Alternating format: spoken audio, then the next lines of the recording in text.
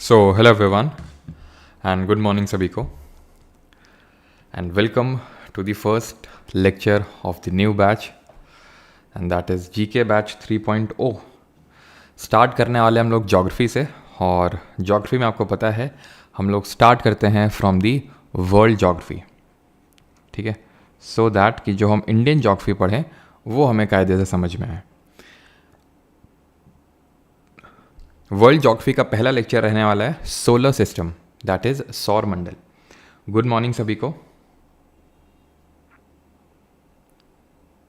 एक बार सभी लोग कंफर्म कर देंगे वॉइस सारी चीज़ें प्रॉपर हैं कि नहीं, फिर हम लोग स्टार्ट करते हैं आज का लेक्चर.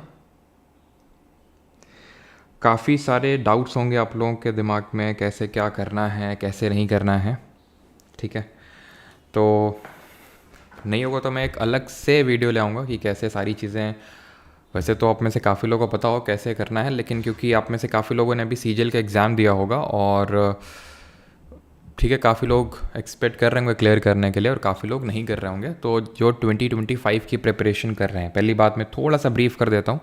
ये जो हमारा बैच रहने वाला है, ये जितने भी हमारे 2025 के एग्ज़ाम्स हैं एसएससी के ही नहीं, बल्कि सारे जो एसएससी के लेवल के इधर उधर आसपास के जो एग्ज़ाम्स होते हैं उनको टारगेट करते हुए. मेनली तो यहाँ पे हम एसएससी को ही टारगेट कर रहे हैं, लेकिन आपको ये पता है चीज़ें ऐसी कोई डिफरेंट नहीं हो जाती हैं. अभी आपको पता है राजस्थान सीईटी का पेपर था, मैंने रिव्यू शेयर किया था आपके साथ टेलीग्राम पे. जितने भी एग्ज़ाम्स होते हैं सब में ही ऑलमोस्ट जो भी हम यहाँ पे चीज़ें कवर करते हैं वो इक्वली बेनिफिट करती हैं. तो जितने भी 2025 में आपके एग्ज़ाम्स होने वाले हैं, हर एग्ज़ाम को ये टारगेट करेगा ये बैच जो है. बस आपको ध्यान इस बात का रखना है, पहली बात कि ये हम लोग की क्लासेस वैसे तो आज ट्यूसडे से स्टार्ट हो रही हैं, लेकिन यूजुअली मंडे टू फ्राइडे रहेंगी, क्योंकि आज 1 अक्टूबर था, महीने का पहला दिन, तो इसलिए हम लोगों ने 1 अक्टूबर से स्टार्ट लिया, ठीक है, ट्यूसडे से. लेकिन वैसे मंडे टू फ्राइडे क्लास रहेंगी. सैटरडे संडे का आपको ब्रेक रहेगा. संडे के दिन आप लोगों को मतलब ठीक है मॉक वगैरह मिला करेगा, जो भी आप लोग का एप्लीकेशन में होगा, जो भी हम लोग मंडे से फ्राइडे में पढ़ेंगे उसका ये मॉक होगा. हम लोग किस तरह से सब्जेक्ट कवर करने वाले हैं, पहले एज यूजुअल हम लोग ज्योग्राफी से स्टार्ट लेने वाले हैं. जैसे हम लोगों ने पिछले 2 बैच में ऐसे किया था कि जैसे हम लोगों ने ज्योग्राफी लिया, जैसे फर्स्ट बैच में तो मैंने पॉलिटी से स्टार्ट किया था, सेकंड बैच में मैंने हिस्ट्री से स्टार्ट किया था.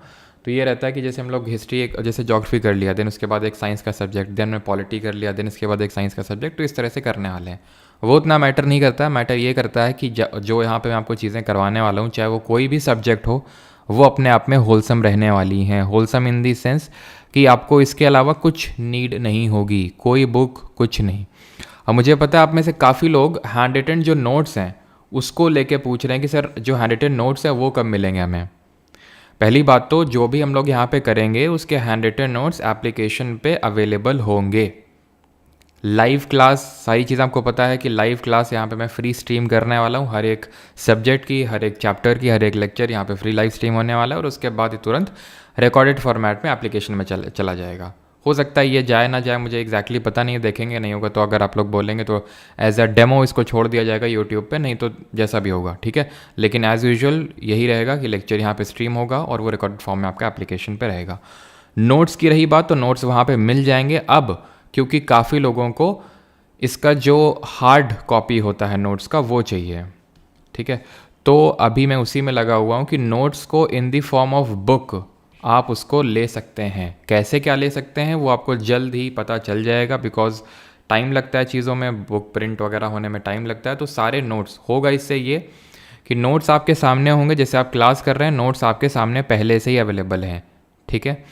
अब उस नोट्स में क्या है कि कुछ भी जैसे वो पुराने बैच के नोट्स हैं, तो ऐसा तो है नहीं कि ज्योग्राफी में अगर सोलर सिस्टम में मैंने पुराने बैच में कोई चीज़ पढ़ाया था तो अभी वो सोलर सिस्टम पूरा बदल गया है ना. काफ़ी लोगों का माइंडसेट यही होता है पुराना पुराना सुन के. हाँ, डेफिनेटली नई चीज़ें तो हम करने वाले हैं, तभी हम लोगों ने नया बैच यहाँ पे स्टार्ट किया है, और इसी वजह से 1 साल से कोई बैच नहीं आया था, ठीक है. तो वो नई चीज़ों को मैं बताता जाऊँगा वैसे तो, नहीं तो नई चीज़ों को आप एड ऑन वहाँ पे कर सकते हैं. उन जैसे बुक है आपके पास जो हैंडराइटेड नोट्स की जिसकी मैं बात कर रहा हूँ आपके सामने रहेंगे. वैसे तो आपको जो सॉफ्ट कॉपी जो आपका नोट्स मिलेगा एप्लीकेशन पे, जब आप जिन लोगों ने एनरोल कर रखा होगा, आपका लेक्चर पड़ेगा और लेक्चर के बगल में ही दोनों इंग्लिश में हिंदी में अलग अलग नोट्स आपके पड़ जाएंगे. तो वहाँ पे अपडेटेड ही रहेंगे, ठीक है. लेकिन अगर आप क्योंकि हार्ड कॉपी कर रहे हैं तो हार्ड कॉपी तो अभी पहले ही प्रिंट हो चुकी होंगी, तो वहाँ पे फिर आपको अपडेशन करने पड़ सकते हैं अपने साइड से. वो सारी चीज़ें जब बुक वगैरह लॉन्च होगी तो मैं आपको पहले ही वो सारी चीज़ें बता दूंगा क्लियरली, ठीक है। क्लियर। 30 मिनट रहेगा ना, 30 मिनट नहीं, 15 to 20 मिनट्स रहेगा, ठीक है। हिंदी मैं बिल्कुल हिंदी मीडियम पे भी ध्यान दूंगा पूरा, ठीक है। आप ज़रूर फीडबैक दीजिएगा, मैं पूरा हिंदी में कोशिश करूँगा। देखो नोट्स तो आपको प्रॉपर हिंदी में मिलने वाले हैं, नो डाउट। उसमें तो आपको एक एक शब्द हिंदी में मिलेगा। जो बताने वाला काम है वो भी मैं कोशिश करूँगा कि कहीं पे भी हिंदी मीडियम वाले स्टूडेंट्स को बिल्कुल भी डाउट या फिर कुछ क्वेरी ना आए, पूरे जो भी हमारा रहने वाला है। बस एक चीज़ यहाँ से मैं आपसे प्रॉमिस लेना चाहता हूँ, फिर जो भी कमिटमेंट की मतलब एक सेइंग है, फेमस सेइंग है, finish what you have started. या तो स्टार्ट मत करो और उस चीज़ को फिनिश ज़रूर करो जो तुमने स्टार्ट किया है। तो यहाँ पे आप में से काफ़ी लोग यहाँ पे मैं देख रहा हूँ स्टार्ट ले रहे हैं, ठीक है। स्टार्ट ले रहे हैं, अच्छी बात है, काफ़ी लोग हैं आज, ठीक है, 12,000 और से ज़्यादा लोग हैं। लेकिन ये बात है कि इतने लोग लास्ट तक कंटिन्यू नहीं कर पाएंगे, ठीक है। कम तो होंगे ही, ऑब्वियस बात है, कुछ लोग के कुछ ना कुछ प्रॉब्लम्स आ जाती हैं बीच में। लेकिन अगर आपको जीके एकदम तगड़ा करना है, ठीक है, जीके एकदम तगड़ा करना है, तो मैं बस आपसे एक चीज़ मांग रहा हूँ, दैट इज़ कि बस एक बार बस कायदे से जितनी चीज़ें यहाँ पे हो रही हैं बस आप उसको करते चलिए, ठीक है। और इसके अलावा फिर आपको ज़्यादा कुछ करने की ज़रूरत नहीं पड़ेगी। जैसे मैंने बताया, आपको बुक वगैरह कुछ ज़रूरत नहीं पड़ेगी। नोट्स आपके पास हैं, लेक्चर्स आपके पास है, मैं अपनी साइड से आपको सब कुछ करवा दूंगा, वो सारी चीज़ें जो इंपॉर्टेंट है। सब कुछ से मेरा मतलब नहीं है कि सब कुछ, यहाँ पे मैं दो मेरा काम रहेगा, दैट इज़ कि भाई चीज़ों को रिफ़ाइन करके आपको देना है, एंड जो इम्पॉर्टेंट है वो मिस ना हो। हम लोग करने किस तरह वाले हैं, तो पहले तो हम लोग थ्योरी करेंगे एज़ यूजुअल जैसे पुराने 2 बैच में किया, एंड उसके बाद हम लोग लेटेस्ट जो एसएससी के जितने भी पेपर हुए हैं उसमें जो भी क्वेश्चंस पूछे गए उस पर्टिकुलर टॉपिक से, जैसे आज जो हम लोग टॉपिक करने वाले हैं वो सोलर सिस्टम है, सौरमंडल, तो उस टॉपिक से जितने भी क्वेश्चंस अभी पूछे गए हैं एकदम रिसेंट तक, मतलब पिछले आप ये मान सकते हैं 3 साल में, तो वो हम यहाँ पे करने वाले हैं, ठीक है। और वो इन द क्विज फॉर्मेट आपको एप्लीकेशन पे भी अवेलेबल होगा। स्टार्ट करते हैं विदाउट वेस्टिंग मच टाइम। बाकी मुझे पता है इतने लोग देख रहे हैं तो डाउट्स तो बहुत सारे होंगे, क्वेरीज बहुत सारे होंगे, लेकिन मैं सारी क्वेरीज अभी एंटरटेन नहीं कर सकता हूँ। और ये अभी ये रुपए भेजने की ज़रूरत नहीं, सुपर चैट, ठीक है सर, प्लीज़ हिंदी में एक बैच करा दीजिए। आज तक तो इंग्लिश में ही समझ में इंग्लिश में समझ आता है बट याद नहीं होता है, प्लीज़। अलग से तो देखो कोई बैच नहीं होगा हिंदी का एसएच, यही होगा, ठीक है। यहाँ पे मैं हिंदी के टर्म्स यूज़ करूँगा। आपके पास जैसे मैंने बताया, आप नोट्स को जैसे बुक आएगी तो उसको ऑर्डर कर सकते हैं, आपके सामने वो होगा, तो आपको कोई अगर आती भी है प्रॉब्लम तो वो भी नहीं होगी। वैसे तो मैं हिंदी टर्म सारी चीज़ें यहाँ पे यूज़ करने वाला हूँ, लेकिन अगर बाई चांस आती भी है तो क्योंकि नोट्स आपके सामने खुले हुए हैं तो वो भी नहीं आने वाली। ये फैसिलिटी अभी तक पहले और दूसरे बैच में अवेलेबल नहीं थी कि स्टूडेंट्स के पास पहले ही वो नोट्स हों उनके पास, ठीक है। एप्लीकेशन पर क्लास नहीं चल रही है, यूट्यूब पे ही क्लास या फ्री लाइव स्ट्रीम रहेगी, ठीक है। चलो स्टार्ट करते हैं। बाकी जिसका भी जो भी डाउट वगैरह हो तो लास्ट में पूछ लेना, सुपर चैट करने की बिल्कुल भी ज़रूरत नहीं है, पढ़ाई पे फोकस करने की ज़रूरत है। बिकॉज अभी मैं आपके कमेंट्स पे उतना ज़्यादा फोकस नहीं करूँगा पढ़ाते वक्त, तो इसीलिए आप भी सुपर चैट पे फोकस ना करके अपना मेन पढ़ाई पे फोकस रखिएगा, ठीक है। जिसका जो डाउट है मैं सब कुछ आंसर करूँगा, लेकिन लास्ट में, ठीक है। नहीं तो फिर कुछ लोग कहेंगे कि अरे सर जल्दी स्टार्ट करिए। राम राम सभी को, है ना। जय बजरंग बली की। आज ट्यूसडे है, मंगलवार है, उम्मीद है सभी लोग टीका वीका लगा के बैठे होंगे एकदम नहा धो के। हमार नाम ले ही, अच्छा तुम कौनो स्पेशल बाही जो तुम्हारा नाम ले ही है। चलो स्टार्ट करते हैं। जियोग्राफी, ठीक है, जियोग्राफी यानी भूगोल। अब जियोग्राफी के फादर मदर और मौसी चाचा ये सब नहीं करेंगे, सीधे सोलर सिस्टम पे स्टार्ट करते हैं, बिकॉज जहाँ से क्वेश्चन हिट करता है दैट इज़ सौरमंडल। सोलर सिस्टम होता क्या है? तो solar system is a bigger part of the universe. Solar system इतना तो सबको पता होगा, एक सूरज होता है और ग्रह होते हैं, ठीक है, इतना बेसिक तो सबको पता होगा, सन होता है, प्लैनेट्स होते हैं, but it is not just a smaller, it is a very very very very smaller part of universe. ब्रह्मांड का एक बहुत बहुत बहुत बहुत ज़्यादा छोटा पार्ट है एक हमारा सोलर सिस्टम। पहले हम ओरिजिन ऑफ यूनिवर्स के बारे में समझते हैं, फिर मैं आपको समझाता हूँ कि कितना छोटा पार्ट है सोलर सिस्टम, जिसमें कि हमारा सन और ये जितने प्लैनेट्स हैं वो कितना ही कम स्पेस को ऑक्यूपाई कर रहे हैं पूरे यूनिवर्स में, पूरे ब्रह्मांड में। ब्रह्मांड क्या है? तो जो पूरा मैटर जो एग्जिस्ट कर रहा है वो उसी को यूनिवर्स बोलते हैं। ओरिजिन कैसे हुआ यूनिवर्स का? पहली बात तो यूनिवर्स को हम कॉस्मॉस भी बोल देते हैं, तो इसीलिए इसका जो अध्ययन है, इसका जो स्टडी है ना, उसको हम क्या बोल देते हैं? कॉस्मोलॉजी। इसी को हम कॉस्मोलॉजी बोलते हैं। ऐसे एस्ट्रोनॉमी भी होता है। एस्ट्रोनॉमी भी एक चीज़ होती है, अगर आपसे कभी पूछ ले व्हाट इज़ एस्ट्रोनॉमी, तो astronomy is a branch of science that deals with celestial bodies. Celestial bodies का मतलब है जो खगोलीय हमारे ऑब्जेक्ट्स हैं, जैसे कि सन हो गए, ठीक है, सन इज़ अ स्टार, मतलब जितने भी स्टार हो गए, एस्टेरॉइड हो गए, कॉमेट्स हो गए, मिटियोर्स हो गए, ये सारे, इनको हम सेलेस्टियल बॉडीज़ बोलते हैं। तो इन सब का जो स्टडी से रिलेटेड जो साइंस है उसको एस्ट्रोनॉमी बोलते हैं, यानी वो विज्ञान, science that deals with celestial bodies, celestial bodies, space and universe as a whole, इसको हम एस्ट्रोनॉमी बोलते हैं। अब इसको लेके जो थ्योरी दी गई थी कि किस तरह से हमारा यूनिवर्स का ओरिजिन हुआ, उसको बोलते हैं बिग बैंग थ्योरी। अब एक्चुअली क्या है, ये एक शो है, यूएसए में एक शो आता है टीवी पे, बिग बैंग थ्योरी, लेकिन उसका इससे कोई लेना देना नहीं है। तो बिग बैंग थ्योरी का ये मानना था, या फिर ये थ्योरी क्या बोलती है, वो ये थ्योरी ये बोलती है कि ये जो हमारा यूनिवर्स है पहले एक बहुत ही इनफाइनाइटली स्मॉल, बहुत ही infinitely small, extremely small, hot, dense यानी बहुत गर्म, बहुत घना यानी डेंस, और बहुत छोटा एक हम बोल सकते हैं मास था। बहुत इनफाइनाइटली स्मॉल पार्टिकल आप बोल सकते हैं। यहीं से ही हमारा यूनिवर्स का उत्पत्ति हुआ, जब इसमें विस्फोट हुआ। देख रहे हो यहाँ पे कैसे एकदम विस्फोट, भन से विस्फोट हुआ, ठीक है। हम सुन रहे थे, वहीं बगल में बैठे, भन, बाहर निकल के देखा, यूनिवर्स क्रिएट हो गया। अब ये जो यूनिवर्स क्रिएट हुआ, ये जो थ्योरी है बिग बैंग एक्सप्लोजन की, इसको कैसे साइंटिस्ट ने प्रूव किया? भाई हमने तो सुना था, लेकिन सबने नहीं सुना था, या फिर कोई बैठा तो है नहीं, क्योंकि ये जो पूरा एक्सप्लोजन है ये हुआ था रफली आप मान सकते हैं 13.8 बिलियन ईयर्स अगो। हिंदी में बोले तो 13.8 अरब साल पहले, ईयर्स अगो ये एक्सप्लोजन हुआ था। तो कोई बैठ के सुन तो नहीं रहा था हमारे अलावा। तो फिर ये पता कैसे चला? तो फिर पता ऐसे चला कि आज भी, क्योंकि एक्सप्लोजन हुआ, एक्सप्लोजन आज भी हो रहा है, आज भी जो हमारा यूनिवर्स है वो एक्सपैंड कर रहा है। और वो हमें कैसे पता चलता है? वो हमें ऐसे पता चलता है कि जो हमारी सेलेस्टियल बॉडीज़ हैं, खगोलीय पिंड है, उनके बीच की दूरी बढ़ रही है। देख लीजिए, इनफाइनाइटली स्मॉल पार्टिकल था, ये एक्सप्लोजन हुआ, डिस्टेंस है, और डिस्टेंस बढ़ी, और डिस्टेंस बढ़ रही, और डिस्टेंस बढ़ रही, और ठंडे हो रहे हैं। ये पहले बहुत गर्म था, छोटा था, और बहुत ही घना था, डेंस था। दिया किसने था ये सबसे पहले इस पूरे बिग बैंग एक्सप्लोजन वाले कॉन्सेप्ट को? तो ये दिया था लेमाइटर ने। किसने दिया था? जॉर्ज लेमाइटर। ये कब दिया था? ये एसएससी क्वेश्चन पूछता है, ईयर्स पे तो काफ़ी ज़्यादा, तो 1931 के टाइम पे इन्होंने ये चीज़ बिग बैंग एक्सप्लोजन दिया था। थ्योरीज और भी आई हैं, जैसे कि एक स्टेडी स्टेट थ्योरी भी आई है, लेकिन उतना ज़्यादा ये अडॉप्टेड नहीं है। स्टेडी स्टेट थ्योरी, जिसको हिंदी में बोलते हैं स्थायी अवस्था सिद्धांत, स्टेडी स्टेट थ्योरी।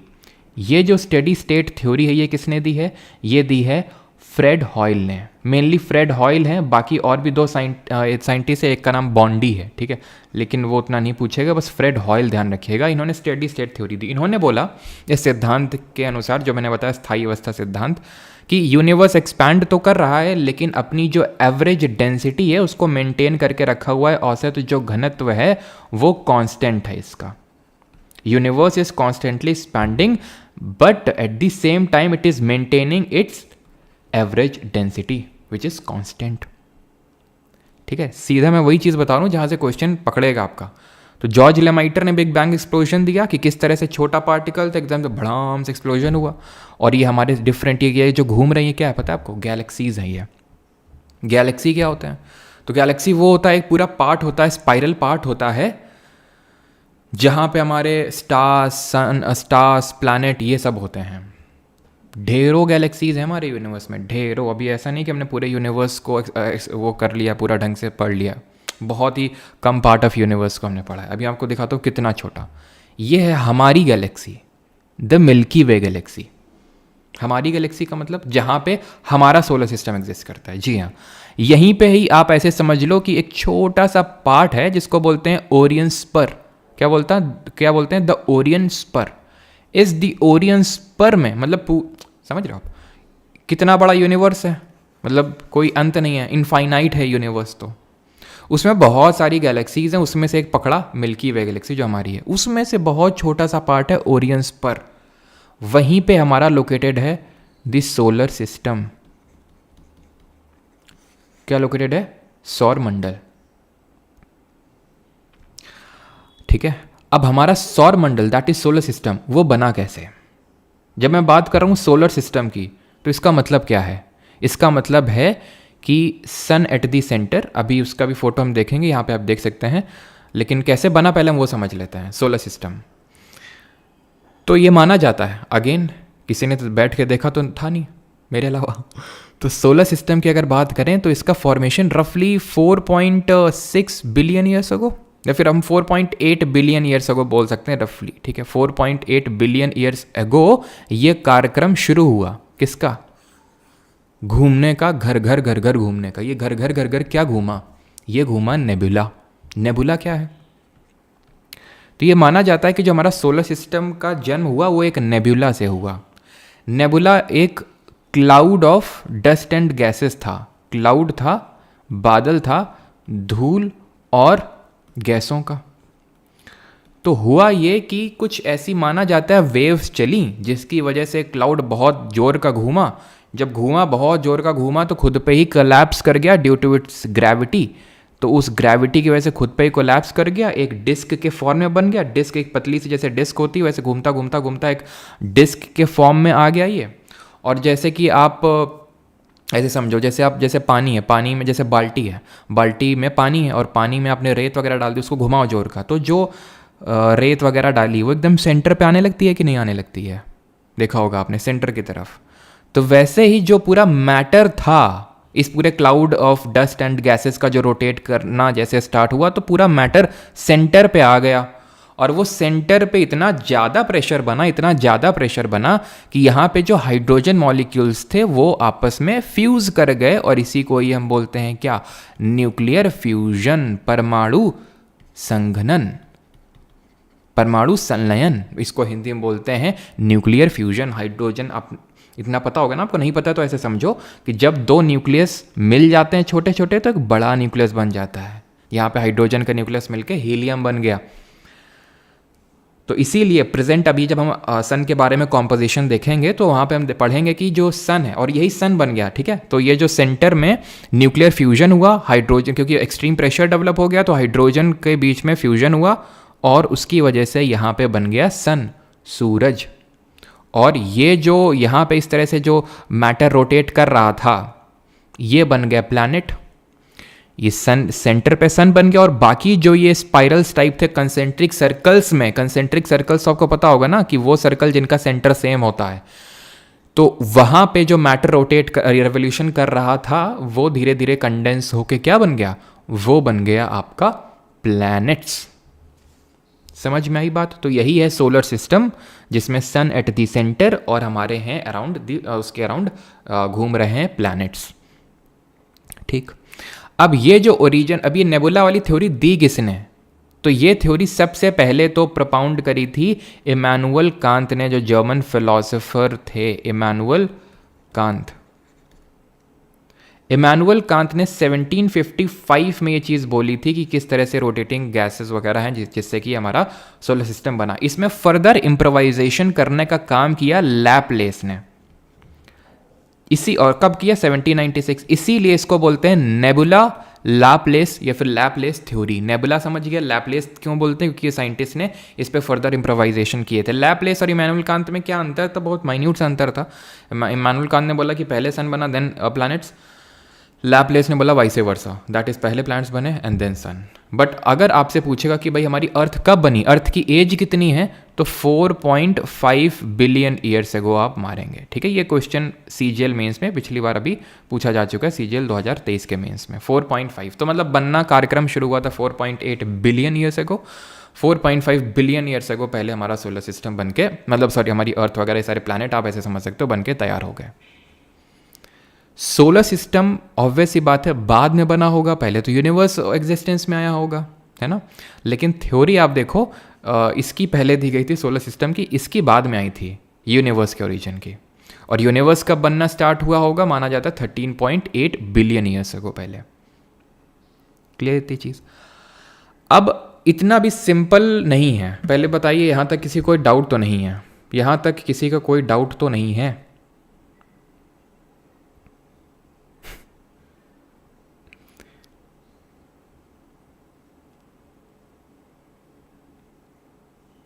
किसी का यहाँ तक कोई doubt? No doubt.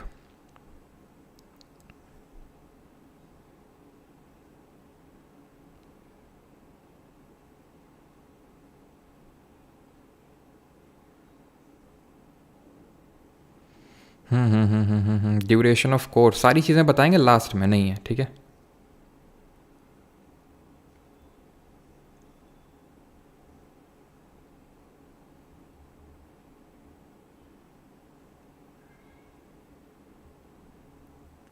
Sir is there other universe exist? अभी तक तो ऐसा कोई थ्योरी नहीं है कि कोई और भी यूनिवर्स एग्जिस्ट कर सकता है।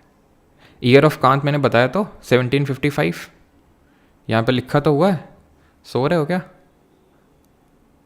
चलो, तो इतना भी सिंपल नहीं है कि सेंटर पे सन बैठा हुआ है और उसके अराउंड हमारे प्लैनेट्स घूम रहे हैं। और भी बहुत सारे सेलेस्टियल बॉडीज़ हैं, और भी बहुत सारे हमारे सोलर सिस्टम में। सिर्फ सोलर सिस्टम की बात कर रहे हैं तो अभी आपको समझ में है कि सोलर सिस्टम कितना छोटा पार्ट है। आप ऐसे समझ सकते हो कि पूरा यूनिवर्स है, उस यूनिवर्स में बहुत सारी गैलेक्सीज़ हैं, उसमें से हमारी मिल्की वे गैलेक्सी। और कभी कभी एक क्वेश्चन पूछ लेता है कि nearest galaxy to Milky Way galaxy, यानी हमारी जो गैलेक्सी है मिल्की वे, उससे सबसे पास में कौन सी गैलेक्सी है? Nearest galaxy to Milky Way galaxy ये है कौन सी? एड्रोमेडा। ध्यान रखना, ठीक है? एड्रोमेडा गैलेक्सी है ये। क्लियर? तो बहुत सारी गैलेक्सीज हैं, उसमें से हमारी मिल्की वे गैलेक्सीज, उसमें बहुत छोटा सा पार्ट है ओरियंस पर, उसमें भी आप देख सकते हैं सोलर सिस्टम है, क्योंकि हमारी गैलेक्सी में ही हजारों सोलर सिस्टम्स हैं। हजारों सोलर सिस्टम, हजारों सौर मंडल है, उसमें से एक हमारा है। और उसमें से कितने प्लैनेट्स हैं? 8 प्लैनेट्स हैं। ध्यान रखेंगे, जो हमारा सोलर सिस्टम है इसमें sun at the centre, sun एक तरह का स्टार है, which is the only star of our solar system. ये एकमात्र तारा है। तो बोलेंगे सर हमें तो तारे दिखते हैं, वो हमारे सोलर सिस्टम के तारे नहीं है वो। तो सन एट द सेंटर, ठीक है? और सन में ध्यान रखना, वहाँ वैसे तो पॉइंट आगे मिलेगा, लेकिन अभी मैंने बताया पूरा मैटर कंडेंस किया ना अंदर सबसे सेंटर पे, तो पूरे सोलर सिस्टम का 99% मास जो है वो सन के पास ही है। समझ रहे हैं आप? जो पूरा सोलर सिस्टम का मास है हमारे, उसमें 99% मास तो सन का ही है। Sun at the centre and 8 planets revolving around it, ठीक है? वो 8 प्लैनेट्स यहाँ पे आप देख सकते हैं, एंड 5 ड्वार्फ प्लैनेट्स, जिनके बारे में हम लास्ट में पढ़ेंगे। 5 ड्वार्फ प्लैनेट्स। ठीक, आगे बढ़ते हैं। सेलेस्टियल बॉडीज को हम जरा थोड़ा सा क्लासीफाई करते हैं, तब हम सोलर सिस्टम और अपने प्लैनेट्स के बारे में डिटेल में पढ़ते हैं। सेलेस्टियल बॉडीज इन जनरल हम इनको 2 पार्ट में क्लासीफाई कर सकते हैं, एक ल्यूमिनस और एक ओकाया नहीं, नॉन ल्यूमिनस। ठीक है, ल्यूमिनस और नॉन ल्यूमिनस। ल्यूमिनस का मतलब वो होता है दो celestial bodies which have their own light, उनकी खुद की लाइट होता है, खुद का प्रकाश होता है। फॉर एग्जाम्पल स्टार्स, जो हमारे स्टार्स होते हैं उनका खुद का लाइट होता है, वो खुद का लाइट बनाते हैं। नॉन ल्यूमिनस की अगर हम बात करें, again which have their own light, luminous which do not have their own light, which do not have their own light, जिनके पास खुद का लाइट नहीं होता है। फॉर एग्जाम्पल जैसे कि जो हमारे एस्टेरॉइड होते हैं, यानी कि जिनको हम क्षुद्र ग्रह बोलते हैं, जो हमारे मेटियोराइड होते हैं, मेटियोराइड बोलिए, मेटियोर बोलिए या फिर मेटियोराइट बोलिए, चीज़ें सेम नहीं है लेकिन सिमिलर हैं कई हद तक। वो क्या अंतर अभी देखेंगे। कॉमेट्स हो गए जिनको कि धूमकेतु बोलते हैं। जो हमारा मून है, चंद्रमा, हम देखते हैं चंद्रमा ग्लो करता है लेकिन उसका खुद का ठीक है। जैसे मून भी हमारा एक नॉन ल्यूमिनस ऑब्जेक्ट है, तो उसका खुद का वो रोशनी नहीं है, वो हमारा जो सन है उसी की ही लाइट को वो रिफ्लेक्ट करता है। तो खुद का लाइट है तो ल्यूमिनस, नहीं है तो नॉन ल्यूमिनस। अब ये जो बाकी यहाँ पे मैंने टर्म्स लिखे हैं भाई, स्टार्स, एस्टेरॉइड, मेट्योराइड, मेट्योर, कॉमेट्स, मेट्योराइट में हूँ, इनके बीच में डिफरेंस पहले समझते हैं। मून तो आप सभी को पता होगा, इसके बारे में हम देखेंगे, लेकिन मुझे पता है कि आपका इसमें काफ़ी ज़्यादा कन्फ्यूजन होगा। स्टार्स भी आपको पता ही है, स्टार भी अभी देखेंगे, ग्रुप ऑफ स्टार क्या होता है, सारी चीज़ें। लेकिन पहले हम ये समझ लेते हैं कि एस्टेरॉइड, मेट्योराइड, मेटियोर, मेटियोराइट और कॉमेट, इनमें क्या डिफरेंस होता है। ये क्या है, ये है कॉमेट। ये क्या है, ये है आपका कॉमेट, जिसको हिंदी में बोलते हैं धूमकेतु या पुच्छल तारा। ये बना होता है आपका रॉक का, पत्थर, धूल यानी कि डस्ट, बर्फ यानी कि आइस और गैस, इन सब से मिलके बना होता है।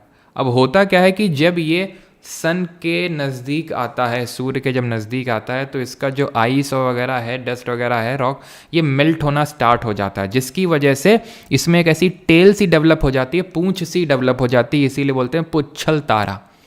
तो इसको बोलते हैं कॉमेट। ये जल्दी फल्दी हमें देखने को नहीं मिलते नेकेड आई से। एक बड़ा ही फेमस कॉमेट है जिसको हम बोलते हैं हेलीज कॉमेट। ये जो हेलीज कॉमेट है ये मतलब बहुत ही रेयरली दिखता है। जैसे पिछली बार जो दिखा था वो 1986, जब आप पैदा नहीं हुए होंगे, ऑब्वियसली बात नहीं हुए होंगे आप में से सभी लोग, आई थिंक 95 के तो बाद के ही होंगे, 95 या उसके बाद के होंगे ना, मतलब 99% लोग। तो 1980 कुछ लोग पहले के भी होंगे, बिल्कुल ठीक है। तो 1986 से तो खैर कोई नहीं है इसका अभी तक जन्म हुआ होगा। और ये कब दिखेगा आगे चल के, अगली बार 2061 में जाके दिखेगा, जब आप में से मैक्सिमम लोग, सभी लोग, मैक्सिमम क्या, सभी लोग बुढ़े हो चुके होंगे, है ना, या फिर हो सकता है हो ही ना इस दुनिया में ही, ठीक है। आप में से काफ़ी लोग, ये रियलिटी है, ठीक है। तो ये है हेलीज कॉमेट, बहुत ही रेयर हमें देखने को मिलते हैं। तो ये हेलीज कॉमेट सबसे फेमस एक कॉमेट है। कॉमेट समझिए आप, ये जो बड़े बड़े आप पत्थर देख रहे हैं, इन्हीं को बोलते हैं, बस यही है एस्टेरॉइड, मेटियोराइड, मेटियोर और मेटियोराइट। क्या अंतर होता है वो समझ लेते हैं, देखिए, क्योंकि हैं चीज़ें सेम ही। सबसे पहले आपको बताते हैं क्या, एस्टेरॉइड बता दें। एस्टेरॉइड, तो एस्टेरॉइड सिंपल ऐसे समझ लो, बड़े बड़े पत्थर हैं, प्लैनेट की तरह ही है, घूम रहे हैं सन के अराउंड, जैसे भी प्लैनेट घूम रहे हैं वैसे ये भी घूम रहे हैं, लेकिन ये स्फेरिकल शेप के नहीं होते हैं। अभी जब मैं आपको ड्वार्फ प्लैनेट पढ़ाऊंगा तो वहाँ पे आपको बताऊंगा प्लैनेट होने के लिए क्या कंडीशन है। जैसे आप में से सभी लोगों को या फिर मैक्सिमम लोगों को पता होगा, प्लूटो पहले 2006 से पहले प्लैनेट एक हुआ करता था। आप में से हो सकता है कुछ ज़्यादातर लोगों ने बचपन में यही पढ़ा होगा कि प्लूटो, जैसे मैंने भी पढ़ा था कि हाँ प्लूटो एक प्लैनेट है, लेकिन फिर प्लूटो प्लैनेट नहीं रहा। क्यों नहीं रहा वो हम देखेंगे कि प्लैनेट होने के लिए आपको कुछ कंडीशन मीट करनी पड़ती हैं। उनमें से एक कंडीशन होता है कि आप स्फेरिकल शेप के होने चाहिए, जो आपका ये गोलार्ध शेप होता है ना वैसे होना चाहिए। तो ये स्फेरिकल शेप के नहीं होते, तो इसलिए प्लैनेट नहीं है ये। ऐसे इर्रेगुलर शेप के होते हैं, बहुत बड़े बड़े होते हैं ये एस्टेरॉइड, ठीक है, पत्थर होते हैं। एस्टेरॉइड बेल्ट वगैरह कहाँ मिलती है वो भी देखेंगे, ठीक है, लेकिन एस्टेरॉइड आपको बेसिक समझ आना चाहिए है क्या। इसी तरह होते हैं मेटियोराइड। मेटियोराइड, अब मेटियोराइट जिनको कि अभी इसको तो हम जैसे मैंने बताया इसको क्षुद्र ग्रह बोलते हैं, मेटियोराइट को बोलते हैं उल्का पिंड, ठीक है, उल्का पिंड। अब होता क्या है, जैसे एस्टेरॉइड में कोलिजन हो गया, जैसे एस्टेरॉइड टकरा गए तो ये बहुत छोटे छोटे पीसेस में कन्वर्ट हो जाएंगे, या फिर जब ये मान लेते हैं कॉमेट है, इसकी गैस वैस सब निकल जाएगी तो सिर्फ रॉक बचेगा, बहुत छोटी सी रॉक बचेगी, उसी को मेटियोराइड बोलते हैं। मेटियोराइड एस्टेरॉइड की तरह ही होता है, लेकिन एस्टेरॉइड बहुत बड़ा होता है साइज में, मेटियोराइड्स बहुत छोटे होते हैं, मटर के दाने तक के, मतलब छोटे छोटे छोटे, जो एक तरह का स्पेस है, डेबरी बोल सकते हैं। जो ये सब कोलिजन वगैरह होते हैं एस्टेरॉइड वगैरह, तो उससे जो अवशेष बचते हैं, या फिर जैसे कॉमेट से गैस वैस निकल जाती तो जो थोड़ा सा अवशेष बचता है उसी को मेटियोराइड बोलते हैं, उल्कापिंड। अब ये मेटियोराइड जब हमारे अर्थ के एटमॉस्फेयर यानी कि पृथ्वी के वायुमंडल में एंटर करते हैं तो ये जल जाते हैं। एक लेयर होती है अर्थ के एटमॉस्फेयर में जिसको हम बोलते हैं मेसोस्फीयर यानी कि मध्यमंडल। लिख सकते हो, लेकिन वैसे ये जब मैं एटमॉस्फेयर पढ़ाऊंगा तो वहाँ भी चीज़ हम लोग देखेंगे। तो वहाँ पे ये बर्न हो जाते हैं, और जब बर्न हो जाते हैं तो ऐसा लगता है कि तारा टूट के गिरा, तो वो तारा टूटता नहीं है, वो मेटियोर ही होता है। वो जब मेटियोराइड आता है अर्थ के एटमॉस्फेयर में तो वो मेटियोर बन जाता है, जब जल जाता है तो ऐसा लगता है कि वो टूटता हुआ तारा है, तो टूटता हुआ तारा नहीं, वो मेटियोर है। इसी को ही हम बोलते हैं शूटिंग स्टार, टूटता हुआ तारा। जब बहुत सारे मेटियोर्स एकदम से ऐसे गिरते हैं तो उसको मेटियोर शावर्स बोलते हैं। एमसीक्यू मैंने रखा हुआ है, वहाँ पे करेंगे मेटियोर शावर के बारे में, ठीक है। तो जब मैं वो करवाऊंगा तो यहीं पे ऐड ऑन करना उस चीज़ को, मेटियोर शावर, ठीक है। कुछ ऐसे मेटियोर शावर में देखने को मिलते हैं अगर हम टेलीस्कोप से देखें तो। अब कुछ मेटियोराइड बर्न ना होके हमारे अर्थ सरफेस में गिर जाते हैं आके, उनको बोलते हैं मेटियोराइट। यानी वो मेटियोराइट जो अर्थ के एटमॉस्फेयर में जल नहीं पाते हैं मेटियोराइट कहलाते हैं। सिंपल, ठीक, खत्म होता है। अब आते हैं हम कॉन्स्टिलेशन में। कॉन्स्टिलेशन का मतलब होता है ग्रुप ऑफ स्टार, हिंदी में बोले तो तारामंडल। क्या बोलते हैं? तारामंडल, ग्रुप ऑफ स्टार्स। ये जो आप देख पा रहे हैं ये है उर्सा मेजर कॉन्स्टिलेशन। इससे अभी जो एसएससी सीएचएसएल का एग्जाम हुआ उसमें कायदे के क्वेश्चन पूछे हैं अभी, तो समझ लेना थोड़ा ध्यान से। उर्सा मेजर, उर्सा मेजर को ही हम जानते हैं किस नाम से? द ग्रेट बियर के नाम से। ग्रेट बियर, हिंदी में हम बोलते हैं इसको सप्तऋषि। 7 तारों से मिलके बनता है ना, इसलिए सप्तऋषि के नाम से जानते हैं। जो भी कॉन्स्टिलेशन होता है उसमें एक एस्टेरिज्म देखने को मिलता है, ठीक है। एस्टेरिज्म देखने को मिलता है। ये एस्टेरिज्म क्या होता है? एस्टेरिज्म ऐसे समझ सकते हो कि एक पैटर्न है। क्या है ये एक पैटर्न ऑफ स्टार्स है, pattern of stars in a group of stars. जैसे कि ये जो पैटर्न आप देख पा रहे हैं इसको बोलते हैं द बिग डिपर। तो आपसे पूछता है ये जो बिग डिपर एस्टेरिज्म है ये किस कॉन्स्टिलेशन में देखने को मिलेगा? तो उर्सा मेजर में देखने को ये मिलेगा। क्लियर? ऐसे ही हमारा एक और कॉन्स्टिलेशन होता है एंड दैट इज, ये डब्ल्यू शेप का होता है। आप में से काफ़ी लोगों को पता होगा जिन लोगों ने कि PYQ सीरीज़ वगैरह अटेंड किया होगा, उन लोगों को पता होगा ये, ठीक है। और ठीक है, तो इसको बोलते हैं क्या?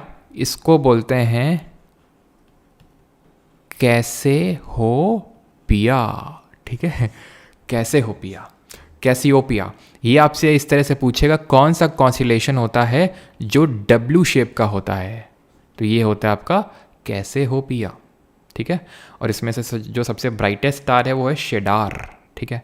ये है हमारा सिग्नस या फिर किग्नस, जो भी इसको प्रोनाउंस करते हो। सिग्नस ये जो कॉन्स्टिलेशन है ये क्रॉस शेप का होता है, तो सी से क्रॉस शेप, सी से सिग्नस, ऐसे याद रखेंगे। क्रॉस शेप्ड आपका कॉन्स्टिलेशन होता है, ठीक है। और ये है आपका ओरियन कॉन्स्टिलेशन। ओरियन ये किस शेप का होता है? तो जो आपका आर ग्लास नहीं होता है, आर ग्लास आप जानते होंगे, ऐसे देखा होगा आप सभी ने, इस तरह से होता है आर ग्लास, देखा होगा। इसमें वो रेत सी होती है ना, यहाँ पे रेत भरी होती है, ऐसे रेत वो धीरे धीरे धीरे, तो वो उसी को आर ग्लास बोलते हैं। तो ये जो आर ग्लास के शेप में होता है ये कौन सा कॉन्स्टिलेशन है? ओरियन। और इसमें जो सबसे ब्राइटेस्ट स्टार है वो रिगल है, ब्राइटेस्ट स्टार। अच्छा, ब्राइटेस्ट स्टार वैसे कौन सा है अगर हम बात करें? ब्राइटेस्ट, ठीक है। ब्राइटेस्ट स्टार कौन सा है? यहाँ से एक सेकंड रुको।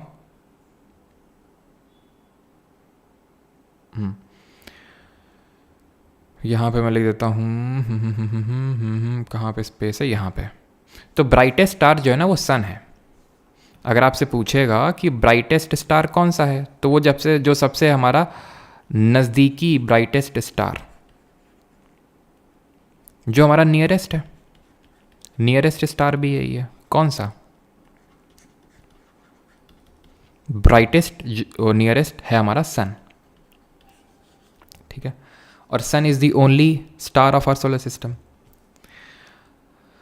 ये चीज़ क्लियर है। लेकिन brightest star in night sky अगर पूछेगा, in night sky, in night sky अगर पूछेगा तो ये है आपका सिरियस। कौन सा है? सिरियस। अगर आपसे पूछेगा nearest star after sun, nearest star to earth after sun, nearest star to earth after sun, यानी कि सूरज के बाद अगर हम सबसे नज़दीकी तारे की बात करेंगे, दैट इज प्रॉक्सिमा सेंचुरी, ठीक है। प्रॉक्सिमा सेंचुरी, ठीक है। क्लियर थी चीज़? ठीक है। और ये है आपका ओरियन, वही यहाँ पे जो दिखाया गया है, ठीक है, वही सेम पिक है। और ओरियन को जो है दी हंटर के नाम से जानते हैं, क्योंकि आर ग्लास शेप का होता है और कुछ कुछ थोड़ा सा हंटर के शेप में दिखता है, तो इसीलिए ओरियन कॉन्स्टलेशन को दी हंटर के नाम से भी जानते हैं, ठीक है, दी हंटर। आगे बढ़ने से पहले एक चीज़ और यहाँ पे थोड़ी सी ऐड करिएगा, बाकी इसके बाद अब हम प्लैनेट्स वगैरह पे आते हैं। जो ओरिजिन ऑफ सोलर सिस्टम को लेकर थ्योरी है, जो मैंने आपको थ्योरी बताई, ये सबसे वाइडली एक्सेप्टेड है। थ्योरीज और भी दी गई हैं, जैसे कि अगर मैं एक थ्योरी की बात करूं तो उसको बोलते हैं प्लैनेटेसिमल हाइपोथेसिस। प्लैनेटेसिमल हाइपोथेसिस, ये हाइपोथेसिस दी गई थी, ये हाइपोथेसिस को दिया था चैम्बरलिन और मॉल्टन। चैम्बरलिन नाम याद रखिएगा, इसमें थ्योरी डीप में नहीं पूछेगा आपसे, क्योंकि ये एक्सेप्टेड नहीं है उतना। इनके अनुसार ये है कि भाई सन एग्जिस्ट करता था, फिर बाकी स्टार्स का उसके साथ कुछ कांटेक्ट हुआ, जिसके इन्फ्लुएंस की वजह से हमारा सोलर सिस्टम क्रिएट हुआ। तो उतनी एक्सेप्टेड नहीं है, बट ये ध्यान रखना है किसने दी है और कब दी है और इस थ्योरी का नाम क्या है, बस, ठीक है। चलिए, अभी यहाँ तक किसी कोई डाउट ना हो जल्दी से बताइए, तो हम स्टार्ट करते हैं अपना सोलर सिस्टम, जिसमें कि सबसे पहले हम एक एक करके बारी बारी करके सारी चीज़ें देखेंगे। पहले सन और हमारे जितने भी प्लैनेट्स हैं, ठीक है। भोला ने ठेका ले रखा है लगता है किसी से ये लिखने का कि समझ नहीं आ रहा है, घटिया पढ़ा रहे। किससे ठेका लिया भोला, बेटा बताओ। हैं कि 12,000 लोग देख रहे हैं, 12,000 में अपने भोला को ज़्यादा दिक्कत हो रही। बेटा भोला, भोले तो नहीं हो तुम इतने, किसी ना किसी के जरिए तो तुम भेजे गए हो, बताओ कौन है वो। हैं sir, which batch should I purchase for FCAT 25? देखो अभिषेक तंवर ना, अभिषेक ने पूछा है। तो अभिषेक देखो FCAT के लिए तो नहीं है, लेकिन अभी आई थिंक FCAT का रिज़ल्ट आया है शायद, जितना मुझे पता है, क्योंकि मैंने व्हाट्सएप अभी खोला था कुछ देर पहले, तो ढेरों मतलब पढ़े थे स्टूडेंट्स के सर FCAT क्लियर हो गया। CDS भी काफ़ी लोगों ने क्लियर किया, लेकिन मैं ये क्लेम नहीं खुद से करना चाहता हूँ कि ये FCAT के लिए है या फिर वो है, क्योंकि कुछ चीज़ें आपको एक्स्ट्रा करनी पड़ सकती हैं, नो डाउट, मतलब आपको बहुत ज़्यादा हेल्प होगी, आप क्लियर भी कर लेंगे, हो सकता है क्लियर किया भी है, लेकिन मैं क्लेम बिल्कुल नहीं करना चाहूँगा कि भाई इससे आप वो कर लोगे, ठीक है ना। तो आपका मतलब अगर आप अगले FCAT के लिए कर रहे हैं, तो ये अगर आपको बैच बाई करना है तो आप ये कर सकते हैं, कोई दिक्कत वाली बात नहीं है। किसी कोई डाउट तो नहीं है? आकाशगंगा, आकाशगंगा कुछ अलग नहीं होता है, मिल्की वे गैलेक्सी को ही आकाशगंगा बोलते हैं, ठीक है। मिल्की वे गैलेक्सी को ही आकाशगंगा बोलते हैं, कोई अलग से वो नहीं होता है। थोड़ा स्लो करिए, कितना स्लो तो बढ़ा रहे हैं। एस्टेरॉइड और मेटियोर में क्या अंतर होता है? साइज़ का अंतर होता है, मैंने बताया तो। एस्टेरॉइड और मेटियोराइड में अंतर ये होता है साइज़ का। एस्टेरॉइड बहुत बड़े होते हैं साइज़ में, प्लैनेट के जितने हो सकते हैं, छोटे भी हो सकते हैं। मेटियोराइड क्या होते हैं? होते वही हैं, पत्थर के बने होते हैं, पत्थर के ही, पत्थर मेटल इन सब के बने ही होते हैं वो भी। लेकिन वो क्या होता है, जब एस्टेरॉइड टकरा गए मान लो, या फिर जो मैंने बताया था वो कॉमेट होता है, उसके गैस वैस सब निकल के तो छोटा सा बस रेजिड्यू बचता है, तो वो जो बहुत छोटे छोटे होते हैं, मटर के दाने तक के छोटे हो सकते हैं। मटर के दाने का आपका एस्टेरॉइड नहीं होता है, तो बस साइज़ का अंतर है, बस मेटियोराइड हो जाता है। अर्थ के एटमॉस्फेयर में जल गया, मेटियोर हो गया। फिर अगर अर्थ के एटमॉस्फेयर में नहीं जला और अर्थ में स्ट्राइक कर गया तो उसको मेटियोराइट बोल देते हैं, ठीक है, क्लियर। अब आते हैं सन पे, तो काफ़ी चीज़ें तो हम पढ़ चुके हैं। सन इज़ दी ओनली स्टार, ठीक है। 99% मास पूरा सोलर सिस्टम का इसी के पास है, ठीक है। 99% mass of solar system hydrogen और हीलियम का बना हुआ है। रफली आप देख सकते हैं 25 to 28% हीलियम रहती है, बाकी का 2% आपका बाकी गैसेस नाइट्रोजन वगैरह ये रहती हैं। अच्छा, लिखा हुआ 99% वाला चीज़, ठीक है। यहाँ से क्या है कि लाइट आने के लिए 8 मिनट और 30 सेकंड का समय लगता है, यानी 8 मिनट 30 सेकंड, लाइट मिनट इसी को हम बोल देते हैं। जैसे कि जो सेलेस्टियल डिस्टेंसेज हम मेजर करते हैं उनको लाइट ईयर में करते हैं। लाइट ईयर आपसे कभी कभी पूछ लेता है किसकी यूनिट होती है, तो ईयर सोच के आपको ये नहीं कि ये टाइम की यूनिट होती है, ये मार्क कर देना, ये डिस्टेंस की यानी कि दूरी का एक मात्रक होता है लाइट ईयर।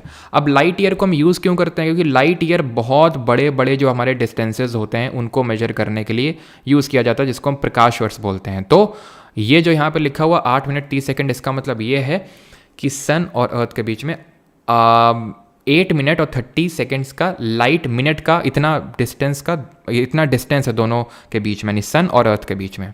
लाइट ईयर अगर बात कर लें कितना होता है, अगर हम किलोमीटर से बात करें तो 9.46 इंटू 10⁻12 किलोमीटर्स। और एक और हमारी ऐसी यूनिट होती है जिसको पार्सेक बोलते हैं, पास्कल नहीं, पास्कल तो प्रेशर की होती, पार्सेक लाइट ईयर से एक बड़ी यूनिट होती है, बस इतना ध्यान रखना है। Temperature at the surface 5800 kelvin और 5600, सेंटर में तो बहुत भयंकर टेम्परेचर होता है। अब तुम्हें थोड़ा सा सन का स्ट्रक्चर यहाँ पे समझ लो। This photo is presented by Dreamstime, thank you to Dreamstime. तो यहाँ पे स्ट्रक्चर समझिएगा पहले, तो बहुत इंपॉर्टेंट है। इसका जो सबसे आउटर लेयर होता है उसको कोरोना बोलते हैं, फिर अंदर बढ़ेंगे क्रोमोस्फियर और अंदर बढ़ेंगे फोटोस्फियर। ये सब आपको ये सब याद करने की जरूरत नहीं, थोड़ा सा ठीक है, सब सरफेस वगैरह, ये 3 लेयर सबसे इंपॉर्टेंट होती हैं, कोरोना, क्रोमोस्फियर, फोटोस्फियर। आप में से काफ़ी लोगों को अब लगेगा कि भाई सेंटर में टेम्परेचर बहुत ज़्यादा होता है आउटर के कंपैरिजन में। अभी हमने देखा ना, यहाँ पे दिखाया ना मैंने आपको कि टेम्परेचर 5800 केल्विन है और सेंटर में तो 15.7 मिलियन केल्विन है। तो अब में से काफ़ी लोगों को हो सकता है लगे कि भाई कोरोना का कम टेम्परेचर होगा और क्रोमोस्फियर फोटोस्फियर का ज़्यादा होगा। ऐसा नहीं है, ऐसा नहीं है। यहाँ पे वाइस वर्सा ट्रू है, फोटोस्फियर से काफ़ी ज़्यादा टेम्परेचर होता है कोरोना का। और आपसे अगर कभी पूछ ले कि which is the visible part of the sun, visible part of the sun is photosphere. ये क्वेश्चन रेलवे में भी कई बार पूछा जा चुका है, which is the visible part of sun, वो भाग सूर्य का जिसको हम देख सकते हैं, दैट इज़ फोटोस्फियर। ठीक है, तो कोरोना, क्रोमोस्फियर, फोटोस्फियर, ये ऑर्डर याद रखिएगा। और अभी हमने कौन सा मिशन भेजा, जरा कमेंट में आप बताएंगे। सन में कौन सा इंडिया का पहला वो मिशन है, और इंडिया ऐसा करने वाला 4th कंट्री बन चुका है जो सन के लिए यहाँ पे क्या भेजा, मिशन भेजा। और वो कौन सा मिशन है, आदित्य L1। कौन सा हमने लॉन्च व्हीकल का यूज़ किया है, और ये ध्यान रखना है L1 क्या है, ये L1 है लैग्रैंज पॉइंट। अब अगर आपसे कभी पूछ ले कि लैग्रैंज पॉइंट होता क्या है और कितने लैग्रैंज पॉइंट होते हैं सन और अर्थ के बीच में, तो पहली बात तो सन और अर्थ के बीच में 5 लैग्रैंज पॉइंट होते हैं। लैग्रैंज पॉइंट वो पॉइंट होते हैं जहाँ पे किसी सैटेलाइट को प्लेस करेंगे तो वो स्टेबल रहेगी, बिकॉज अर्थ और सन के बीच में लगने वाले जो फोर्सेज हैं वो वहाँ पे कांस्टेंट हो जाते हैं, जिसकी वजह से वहाँ पे कोई भी सैटेलाइट अगर हम प्लेस करते हैं तो बड़ी आसानी से वहाँ पे प्लेस किया जा सकता है। जितने भी अभी हमारे इससे पहले कंट्रीज़ 3 कंट्रीज़ ने प्लेस किए हैं उन्होंने L1 पे ही किए हैं, किसी कहीं और नहीं किए हैं। और कौन सा हमने लॉन्च व्हीकल यूज़ कर लिया यहाँ पे, polar satellite launch vehicle PSLV C57। ठीक, आगे बढ़ते हैं। अब प्लैनेट्स की बात करते हैं। तो प्लैनेट्स जैसे मैंने आपको बताया 8 मेजर, ठीक है, सीधा मेजर 8 मेजर और 5 ड्वार्फ जो प्लैनेट हैं उनके बारे में, या फिर हम बोल सकते हैं 8 प्लैनेट और 5 ड्वार्फ प्लैनेट के बारे में पढ़ेंगे। ये है हमारे प्लैनेट। मैंने आपको बताया था सन सेंटर पे है, हमारा पूरा मास इसी के पास है, और ये सब इसके चारों ओर, या फिर हम बोल सकते हैं पूरे इसका चक्कर काट रहे हैं। कौन, Mercury, Venus, Earth, Mars, Jupiter, Saturn, Uranus, Neptune. ठीक है, नहीं याद है कोई दिक्कत वाली बात नहीं है, सब याद हो जाएगा, लोड लेने वाली कोई बात नहीं है। ठीक है, चलिए फिर, तो सन के बारे में हमने तो सारी चीज़ें समझ ली। अब हम समझते हैं प्लैनेट्स के बारे में। तो जितने भी हमारे प्लैनेट हैं उनको हम 2 पार्ट में डिवाइड कर देते हैं, टेरेस्ट्रियल जिनको कि हम स्थलीय ग्रह बोलते हैं, ठीक है, स्थलीय ग्रह टेरेस्ट्रियल प्लैनेट, और दूसरे हैं हमारे जोवियन प्लैनेट। इन्हीं को ही हम इनर प्लैनेट बोल देते हैं। अभी आपको हो सकता है ना समझ में आ रहा हो, अभी समझ में आएगा। देखिए, जो भी हमारी ये 8 प्लैनेट हैं, 1 2 3 4 5 6 7 8 प्लैनेट हैं, ठीक है। तो ये जो 8 प्लैनेट हैं, इनमें से इन शुरू के जो 4 हैं इनको हम टेरेस्ट्रियल, चलो अभी आपको समझाते हैं कैसे क्या, ठीक है। तो यहाँ पे आप पिक्चर देखेंगे, ये है मरकरी, ये है वीनस यानी बुध, शुक्र, पृथ्वी, और ये आपका मंगल यानी मार्स। ये है जुपिटर यानी कि बृहस्पति, ये सैटर्न यानी शनि, ये है यूरेनस यानी अरुण, और ये है नेपच्यून यानी वरुण। इन 2 प्लैनेट के बीच में, मार्स और जुपिटर के बीच में देख रहे हैं कुछ पत्थर सा है, ये भी घूम रहे हैं, जैसे सारे प्लैनेट घूम रहे हैं वैसे ये भी घूम रहे हैं। यही है एस्टेरॉइड। क्या है ये, एस्टेरॉइड है ये, ठीक, क्षुद्र ग्रह है ये। इसको बोलते हैं, क्योंकि एक एस्टेरॉइड तो है नहीं, 2-3 एस्टेरॉइड तो है नहीं, बहुत सारे एस्टेरॉइड हैं, तो इसी को हम बोल देते हैं एस्टेरॉइड बेल्ट। इसी को पूरा हम बोल देते हैं एस्टेरॉइड बेल्ट। तो पहला सवाल तो यही पूछ लेता है कि किन 2 ग्रहों के बीच में, तो मार्स और जुपिटर यानी मंगल और बृहस्पति। लेकिन ये जो एस्टेरॉइड की बेल्ट है यही एक्ट करती है as a divide as a natural divide between all the 8 planet. ये सारे 8 ग्रहों को 4 और 4 के भाग में डिवाइड कर सकती है, 4 इधर और 4 इधर, यानी 4 इसके लेफ्ट में और 4 इसके राइट में। ये जो 4 लेफ्ट में हैं इन्हीं को बोलते हैं टेरेस्ट्रियल या फिर इनर प्लैनेट, आंतरिक ग्रह के नाम से जाने जाते हैं ये। और ये जो 4 बाहर हैं इनको एक्सटीरियर बोलते हैं। अंतर क्या है इनमें वो समझते हैं अब। तो ये जो 4 अंदर वाले हैं वो मरकरी यानी बुध, वीनस यानी शुक्र, अर्थ यानी पृथ्वी, मार्स यानी मंगल। ये रॉकी मटेरियल के बने हुए हैं, यानी कि पत्थर के बने हुए हैं, मेटल्स वगैरह देखने को मिलेगा।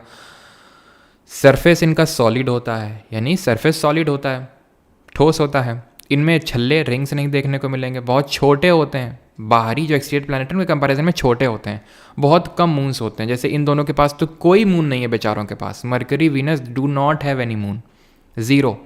अब आते हैं जो एक्सटीरियर प्लैनेट है, बाहर के 4 हैं, इनमें बहुत सारे मून होते हैं, ठीक है। इनमें रिंग्स देखने को मिलती हैं। सर रिंग तो एक ही 2 में देखने को मिली, सैटर्न यूरेनस में नहीं, सब में होती है ring. Jupiter, Saturn, Uranus, Neptune सब में होती है, लेकिन हम सैटर्न देख सकते हैं पृथ्वी से, बाकियों के नहीं दिखती हैं, लेकिन होती हैं। No solid surface, solid surface नहीं होती है। ये 2 तो गैस हैं, गैस के पूरे गैस के बने हुए हैं, तो इनमें आप कोई सैटेलाइट लैंड नहीं करवा पाओगे। जैसे कि नहीं हमने मून में सैटेलाइट लैंड करवा दी, ठीक है, moon is not a planet but solid surface है। या फिर हमने वीनस के लिए मिशन भेजा, हमने मार्स के लिए मिशन भेजते हैं, तो वहाँ पे लैंड हो जाती है आराम से सैटेलाइट, कोई दिक्कत नहीं है, ठीक है। लेकिन यहाँ पे आप कभी सैटेलाइट को लैंड करवा ही नहीं सकते क्योंकि ये तो गैस के बने हुए हैं। और इन दोनों को हम बोलते हैं आइस जाइंट्स। ये होते हैं गैस जाइंट्स और ये होते हैं आइस जाइंट्स, ये एकदम बर्फ़ के बने हुए हैं। लेकिन ओवरऑल इनको हम गैसियस प्लैनेट बोल देते हैं चारों को। इमेंस इन साइज, यानी बहुत बड़े होते हैं साइज में एज़ कम्पेयर टू इंटीरियर वाले। या समझ में आया? आंखें बंद करेंगे सभी लोग, अब आंखें बंद करेंगे और विजुलाइज करेंगे, जो आपको विजुलाइज करवा रहा हूँ, ठीक है। सन है सेंटर में, या फिर सन को एकदम लेफ्ट में रखो तुम, उसके आगे 8 प्लैनेट हैं, शुरू के 4, देन एस्टेरॉइड बेल्ट, बाद के 4। नाम नहीं ले रहा हूँ बिकॉज अभी एक एक करके वो सब देखेंगे तो याद हो जाएगा नाम भी आपको। शुरू के 4 की खासियत क्या है कि वो सॉलिड हैं। अब जब सॉलिड होता है तो क्या होता है, सॉलिड में क्या होता है कि मतलब सारी चीज़ें एक साथ आ गई हैं, अब साथ सिकुड़ गई हैं, इसलिए वो सॉलिड हो गया।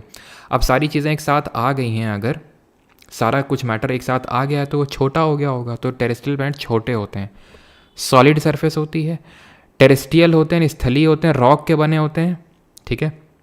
और इनके पास बहुत ही कम मून होते हैं, छोटे होते हैं। इसका सारा उल्टा वाला पार्ट आपका एक्सटीरियर के लिए हो जाएगा, ठीक है। यानी कि वो गैस के बने होते हैं, बहुत छोटे, मतलब बहुत बड़े होते हैं, रिंग्स उनके पास होती हैं और उनके पास बहुत सारे सैटेलाइट होते हैं। अब आंखें खोलिए, अब हम आगे एक एक करके सारे प्लैनेट के बारे में पढ़ते हैं। सबसे पहला प्लैनेट है हमारा मरकरी, जिसको हम बोलते हैं बुध। अब जो बुध है हमारा, that is Mercury, it is the closest planet. Sir ji भोला को अंधेरा अंधेरा देख ले। अरे भोला बेटा कितनी आईडी बना के आज बैठा है। भोला को जो है ठेका दिया गया, भोला तू आज 10-15 आईडी बना के बैठ, तुझको ब्लॉक किया जाएगा क्योंकि तू ऐसी हरकतें करेगा। तो फिर बाकी आईडी से जल्दी जल्दी वही एक मैसेज को, ये मैसेज है और इसको सीधे बस कॉपी पेस्ट करते रहना है। खैर अब भोला को हम ज़्यादा टेंशन नहीं देते हैं, मरकरी का टेंशन देते हैं। मरकरी बेचारा सोच रहा इतना बड़ा मैं प्लैनेट हूँ और ये भोला के पीछे पड़े हुए हैं। खैर मरकरी की अगर बात करें बुध, तो it is the closest planet to the sun, ठीक है। अब साफ साफ देख रहे हैं कि ये बहुत ही नज़दीक है, छोटा भी सभी से है, ठीक है। It is the smallest planet, closest है, स्मॉलेस्ट है। अब ये मत समझना कि क्योंकि क्लोजेस्ट है सन के तो सबसे गर्म भी होगा, नहीं, ये गर्म नहीं है सबसे। कौन है वो हम आगे देखेंगे, अगर आपको पता है तो बताइए। Fastest planet with a speed of 1,72,500 kilometres per hour to complete revolution around sun in 88 days. 88 दिन में अपना एक रेवोल्यूशन पूरा कर लेता है। हमारी अर्थ कितने टाइम में रेवोल्यूशन पूरा करती है, कितने टाइम पूरा करती है? तभी तो हम फिर हैप्पी न्यू ईयर करते हैं। कब? जब पूरा 365 दिन, एक साल हो जाता है ना। तो आपने मीम्स भी कुछ देखे होंगे कि here earth completes 1 revolution around the sun and here the people in earth celebrating new year, है ना। तो वही है कि हमारा लगभग 365 दिन में हमारा एक रेवोल्यूशन कंप्लीट होता है, लेकिन मरकरी का सिर्फ 88 दिन में, 88 डेज में ही कंप्लीट हो जाता है एक रेवोल्यूशन। आते हैं वीनस पे, शुक्र में। बाकी भी जो एक्स्ट्रा चीज़ें हैं इक्का दुक्का मैं बाद में लिखवा दूंगा आपको, लेकिन पहले मेन चीज़ों पे फोकस होना चाहिए, नहीं तो पता चला मेन के जो इधर उधर की चीज़ें उसके चक्कर से मेन वजह जो चीज़ें उनसे भी ध्यान हट गया। वीनस, शुक्र, हॉटेस्ट प्लैनेट है, सबसे गर्म है। क्यों है? क्योंकि इसमें CO2 that is carbon dioxide की मात्रा बहुत ज़्यादा है। इसकी खासियत ये होती है कि हीट को ट्रैप बड़ी अच्छे से करता है CO2। तो इसलिए है, ठीक है। सनलाइट उसके पास ज़्यादा आती है वीनस के पास, लेकिन मरकरी ज़्यादा गर्म है। आप इसको ऐसे समझिए कि भाई आपकी, मान लेते हैं आपके और आपके फ्रेंड की दोनों की एक साथ जॉब लगी, ठीक है। आपकी जो है ज़्यादा सैलरी आपके दोस्त से कंपैरिजन में, लेकिन पता चला आपका दोस्त ज़्यादा अमीर हो गया, उसने जल्दी आपसे जो है गाड़ी वगैरह ले ली। क्यों? क्योंकि वो जो है सेविंग से बिलीव करता था। भले आपकी सैलरी ज़्यादा है लेकिन उसने सेविंग ज़्यादा करी। तो वही है, वीनस में भले उतना कम आता है मरकरी कंपैरिजन में, लेकिन ये ट्रैप बहुत ज़्यादा कर लेता है, तो इसकी वजह से ये है, ठीक है। इसमें एक भी चीज़ और ध्यान रखना है, यहाँ पे आई थिंक लिखा हुआ है कि नहीं लिखा हुआ है, वैसे ये साइंस में भी मैं आपको चीज़ बताऊँगा, लेकिन यहाँ पर भी आपको ध्यान रखना है कि इसमें हमें थिक क्लाउड्स, बहुत ही घने घने बादल देखने को मिलते हैं, thick clouds of H2SO4, that is sulphuric acid के बड़े बड़े हमें बादल देखने को मिलते हैं। ये चीज़ ध्यान रखनी है। अभी इस पे CHSL पे क्वेश्चन ने पूछा 2024 में, ऐसा नहीं क्वेश्चन पूछा इसलिए बता रहा हूँ, पिछले बैच में बताया था, ठीक है। तो ऑल्सो नोन एज अर्थ का ट्विन, इसको हम अर्थ की ट्विन सिस्टर बोलते हैं क्योंकि इसका जो साइज़ और मास है वो बहुत सिमिलर है किससे, अर्थ से, तो इसलिए अर्थ का ट्विन बोल देते हैं। One of the two planet in the solar system which rotate around the axis in a clockwise direction. दो ग्रह हैं हमारे पूरे सोलर सिस्टम में जो क्लॉकवाइज डायरेक्शन में घूमते हैं, यानी कि एक तो आई थिंक हिंदी में जैसे एक तो होता है क्लॉकवाइज और एक होता है एंटी क्लॉकवाइज। हिंदी में आई थिंक एंटी क्लॉकवाइज को वामावर्त बोलते हैं, है ना। हिंदी के नोट्स आपको पूरा प्रॉपर मिलेगा। तो क्लॉकवाइज ऐसे समझो कि पूरे जितने भी हमारे प्लैनेट होते हैं, all planets rotate west to east rotate करते हैं, जिसको हम बोलते हैं एंटी क्लॉकवाइज हम बोल सकते हैं। एक्सेप्ट टू, सिवाय दो प्लैनेट के। वो दो प्लैनेट कौन से हैं? एक वीनस है और दूसरा हम आगे देखेंगे कौन सा है। इसी की तरह सिमिलर नेम है उसका भी, लेकिन अभी नहीं, आगे। It is the brightest planet, सबसे चमकीला प्लैनेट है ये। और एंड अगेन ये प्लैनेट्स चमकीले हैं, मतलब इनकी खुद की लाइट नहीं है, they are non luminous object, ये सन की लाइट को ही रिफ्लेक्ट करते हैं। ब्राइटेस्ट है पूरे सोलर सिस्टम में, सबसे चमकीला। वैसे तो सबसे चमकीला तारे की अगर हम बात करें, star in the night sky, तो वो सिरियस है, जो मैंने आपको बताया था। It can be seen in the morning and evening with open eyes, इसीलिए इसको बोलते हैं क्या, मॉर्निंग एंड इवनिंग स्टार, ठीक है। इसीलिए इसको बोलते हैं मॉर्निंग स्टार या फिर इवनिंग स्टार, यानी कि भोर का तारा या फिर सांझ का तारा। किस ग्रह को बोलते हैं? तो इट इज़ वीनस। आंखें बंद हो जानी चाहिए सबकी जल्दी से। Venus, it is the brightest, it is the hottest, thick clouds of H2SO4, Earth की बहना है, नी twin sister of Earth, morning star and evening star. बाकी सारे काउंटर क्लॉकवाइज रोटेट करते हैं प्लैनेट, ये और इसका एक और बड़ा भाई है, ये दोनों क्लॉकवाइज रोटेट करते हैं। And the last thing is in this Venus is it has the slowest rotation. Slowest rotation, rotation का मतलब क्या होता है, घूर्णन का मतलब क्या होता है, ये हम अगली से अगली क्लास में पढ़ेंगे, ये टॉपिक रहेगा हमारा। लेकिन अभी के लिए जो जैसे अर्थ हमारा एक रोटेशन 24 घंटे में रफली कंप्लीट करती है, यानी जो हम एक दिन जिसको बोलते हैं, अपनी एक्सिस पे जब पूरा एक रोटेशन कंप्लीट हो जाता है उसी को, मतलब एक अपनी एक्सिस पे जब पूरा एक चक्कर हो जाता है तो उसी को हम रोटेशन बोलते हैं, हिंदी में घूर्णन बोलते हैं। तो इसका ऐसे समझ लो, वीनस का एक दिन सबसे ज़्यादा देर में होता है, 257 डेज, 257 इंटू 24 आवर्स कर लो, उतने घंटे लगते हैं वीनस को अपना एक रोटेशन, यानी हमारा एक रोटेशन एक दिन में हो जाता है और वीनस का 257 दिन, ठीक। अर्थ पे आते हैं, the only planet to give support to life with a pleasant atmosphere, जहाँ पे हम रहते हैं, our planet, the blue planet, क्योंकि इसमें हमें पता है 70% वाटर, इसलिए इसको ब्लू प्लैनेट बोलते हैं, ठीक है। It has one natural satellite called moon, मतलब ये है कि जो चंद्रमा है उसी को सैटेलाइट बोलते हैं। उपग्रह, उपग्रह क्या होते हैं? जो उस प्लैनेट के अराउंड उसके चक्कर लगा रहे हैं। जैसे हो सकता है आप किसी के अराउंड चक्कर लगा रहे हो या लगा रही हो और आपके अराउंड कोई लगा रहा हो, तो आप किसी के अराउंड लगा रहे हैं तो आप प्लैनेट हुए किसी सन के, और आपके अराउंड कोई लगा रहा है तो वो आपकी सैटेलाइट हुआ, समझे अभी? तो मून हमारे अराउंड चक्कर लगा रहा है, इसलिए वो हमारा सैटेलाइट है। इन दोनों का क्या सीन है, मरकरी और वीनस का? तो बेचारों के पास, मैंने आपको बताया, they have no satellite. Mercury and Venus are the only planet, ठीक है, Venus are only planet with no satellite, with no, या फिर ज़ीरो लिख देता हूँ, ठीक है, ज़ीरो सैटेलाइट। सैटेलाइट बोल लो, मून बोल लो, एक ही बात है, ठीक है। अब जैसे हम हैं तो हम क्या करते रहते हैं, हम सैटेलाइट भेजते रहते हैं, है ना, ये सैटेलाइट वो सैटेलाइट, इसरो भेज रहा है, जक्सा भेज रहा है, रॉसकॉस्मोस भेज रहा है, CNES फ्रांस की स्पेस एजेंसी भेज रही है, CSA भेज रही है कनाडा की, तो मतलब भेजते रहते हैं सब, तो आर्टिफिशियल हैं। लेकिन moon is the only one which is the natural satellite. Moon की अगर बात करें तो मून एक नॉन ल्यूमिनस ऑब्जेक्ट है, और ये इसका एक रोटेशन और रेवोल्यूशन टाइम बराबर होता है। फिर मैं कुछ इस तरह से आपसे बोलूं कि मून का हमें सिर्फ only one side of moon is visible to us, हमें सिर्फ एक साइड ही मून का विजिबल होता है, एंड दैट इज़ रफली, आप मान सकते हैं रफली 60% ऑफ मून। 60% है चंद्रमा का जो हमें दिखता है, 40% जो रिमेनिंग साइड होता है वो हमें कभी दिखता ही नहीं है, और जो रिमेनिंग होता है उसी को ही हम बोलते हैं फार साइड ऑफ द मून, ठीक है, far side of the moon, ठीक है, जिसको मून का साउथ पोल भी बोलते हैं। इंडिया ने यहीं पे ही तो लैंड करवाया है अपना चंद्रयान 3, ठीक है, चंद्रयान मिशन। और ये जो चंद्रयान मिशन है, सॉफ्ट लैंडिंग हमने करवाई है far side of the moon में, और India became the first country to do so जिसने फार साइड में सॉफ्ट लैंडिंग करवाई है, जो साउथ पोल है मून का वहाँ पे। क्यों ऐसा है कि हमें एक साइड ही विजिबल होता है, आपसे क्वेश्चन पूछेगा मून का, क्योंकि इसका जो एक रोटेशन में लिया गया समय या टाइम वो बराबर होता है उसके एक रेवोल्यूशन में लिया गया टाइम के। कितना होता है? रफली 27 डेज, 27 दिन का होता है। माउंट लेबनिट्स जो है, लेबनिट्स वो यहाँ का हाईएस्ट पॉइंट है, ठीक है। बाकी हम चीज़ें पढ़ेंगे जब इक्लिप्स आएगा, टाइड्स आएगा, तो मून के बारे में फिर से जिक्र होगा, बट अभी के लिए सिर्फ इतना ही चीज़ें आपको पढ़ना है, ठीक है। चलो बोला इस बार, चलो खैर, तो ये चीज़ क्लियर हो गई। Only one side of moon is visible to us, 60% side वो होता है, remaining far side of the moon वो साउथ पोल होता है।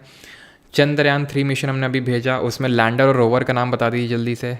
लैंडर का नाम बता दीजिए, रोवर का नाम बता दीजिए, और उस पॉइंट का नाम बता दीजिए जहाँ पे हमने लैंड करवाया। तो लैंडर है विक्रम, हमारे विक्रम साराभाई जी के नाम पे। रोवर यानी कि जो रोविंग करेगा, ठीक है, प्रज्ञान। और पॉइंट कौन सा है? शिव शक्ति पॉइंट। और जिस दिन लैंड किया उसी दिन हम क्या मनाते हैं? Space day. ज़रा बताइए, स्पेस डे अभी रिसेंट में ही निकल के गया है, जल्दी से बताइए, स्पेस डे हम कब सेलिब्रेट करते हैं? शिव शक्ति पॉइंट, ठीक है, जहाँ पे लैंड किया। अभी बढ़ते हैं मार्स में, दैट इज़ मंगल ग्रह, हमारा लास्ट इंटीरियर प्लैनेट। इसको रेड प्लैनेट बोलते हैं, जैसे कि हम अर्थ को ब्लू प्लैनेट बोलते हैं, इसको रेड प्लैनेट बोलते हैं। क्यों? क्योंकि इसमें बहुत ज़्यादा आयरन का कंटेंट देखने को मिलता है, आयरन ऑक्साइड देखने को मिलता है। तो ये आयरन रिच रेड सॉइल यहाँ पे देखने को मिलती है, इसलिए इसको मार्स बोलते हैं।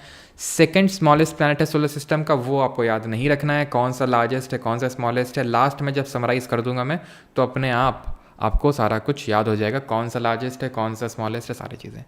It has 2 natural moons, Phobos and Deimos.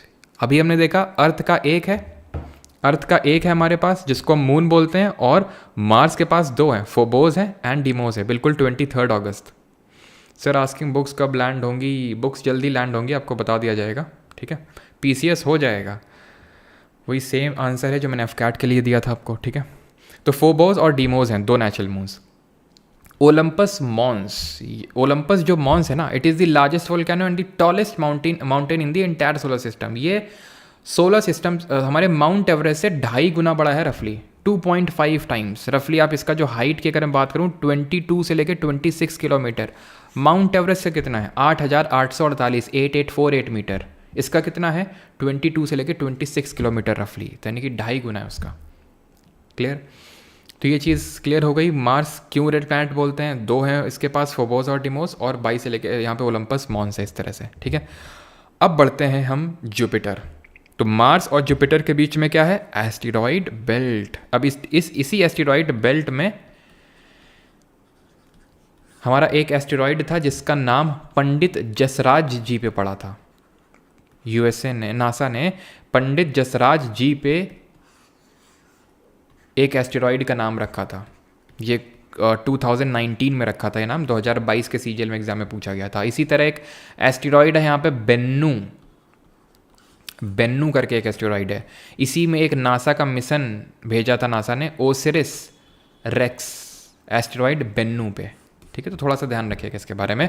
अभी आते हैं जुपिटर। ये वो प्लैनेट हैं जो हमारे एक्सटीरियर हैं, बाहरी हैं, गैस के बने हुए हैं, बहुत बड़े हैं, रिंग्स हैं, बहुत सारे मून्स हैं। ठीक, तो Jupiter is the largest planet of the solar system, सबसे बड़ा है, विद द शॉर्टेस्ट रोटेशन, मतलब एक दिन इसका बड़ी जल्दी हो जाता है। कितनी देर में? 9 घंटे और 55 मिनट हुए नहीं कि इसका एक दिन हो गया। सबसे बड़ा, सबसे लंबा किसका हो रहा था? वीनस का, शुक्र का, 257 डेज का टाइम लग रहा था। याद करने की ज़रूरत नहीं है। Third brightest object in the night sky after moon and Venus, याद करने की ज़रूरत नहीं है। Great Red spot, a giant storm in the solar system exist on this planet. ध्यान रखना, ग्रेट रेड स्पॉट यहाँ पे आपको देखने को मिलेगा। इसमें एटलीस्ट 95 मून्स हैं टिल नाउ। वैसे बढ़ते घटते रहते हैं मून्स, तो पता नहीं कितने होंगे। जो हम डिस्कवर कर लेते हैं तो उसको जोड़ देते हैं कि भाई इसमें इतने मून्स हैं। पहले 50 होते थे, फिर 70 हुए, फिर शुरू में तो सबसे पहले 4 मून्स को डिस्कवर किया था गैलीलियो गैलीलाई ने अपने टेलीस्कोप से। वो 4 मून को हम बोलते हैं गैलीलियन मून्स, क्योंकि गैलीलियो गैलीलाई ने सबसे पहले डिस्कवर किया था। सबसे बड़े ये मून्स हैं या फिर सबसे बड़े सैटेलाइट हैं लो, यूरोपा, गैनीमेड और कलिस्टो। कलिस्टो अभी न्यूज़ में था बिकॉज यहाँ पे ओजोन लेयर के हमें कुछ लेयर्स देखने को मिले हैं which were discovered by Galileo. Ganymede is the largest moon among them. इन चारों में ही नहीं, इन चारों में तो सबसे बड़ा है ही गैनीमेड, जो कि अपने आप में सारे सबसे बड़े हैं जुपिटर के सैटेलाइट।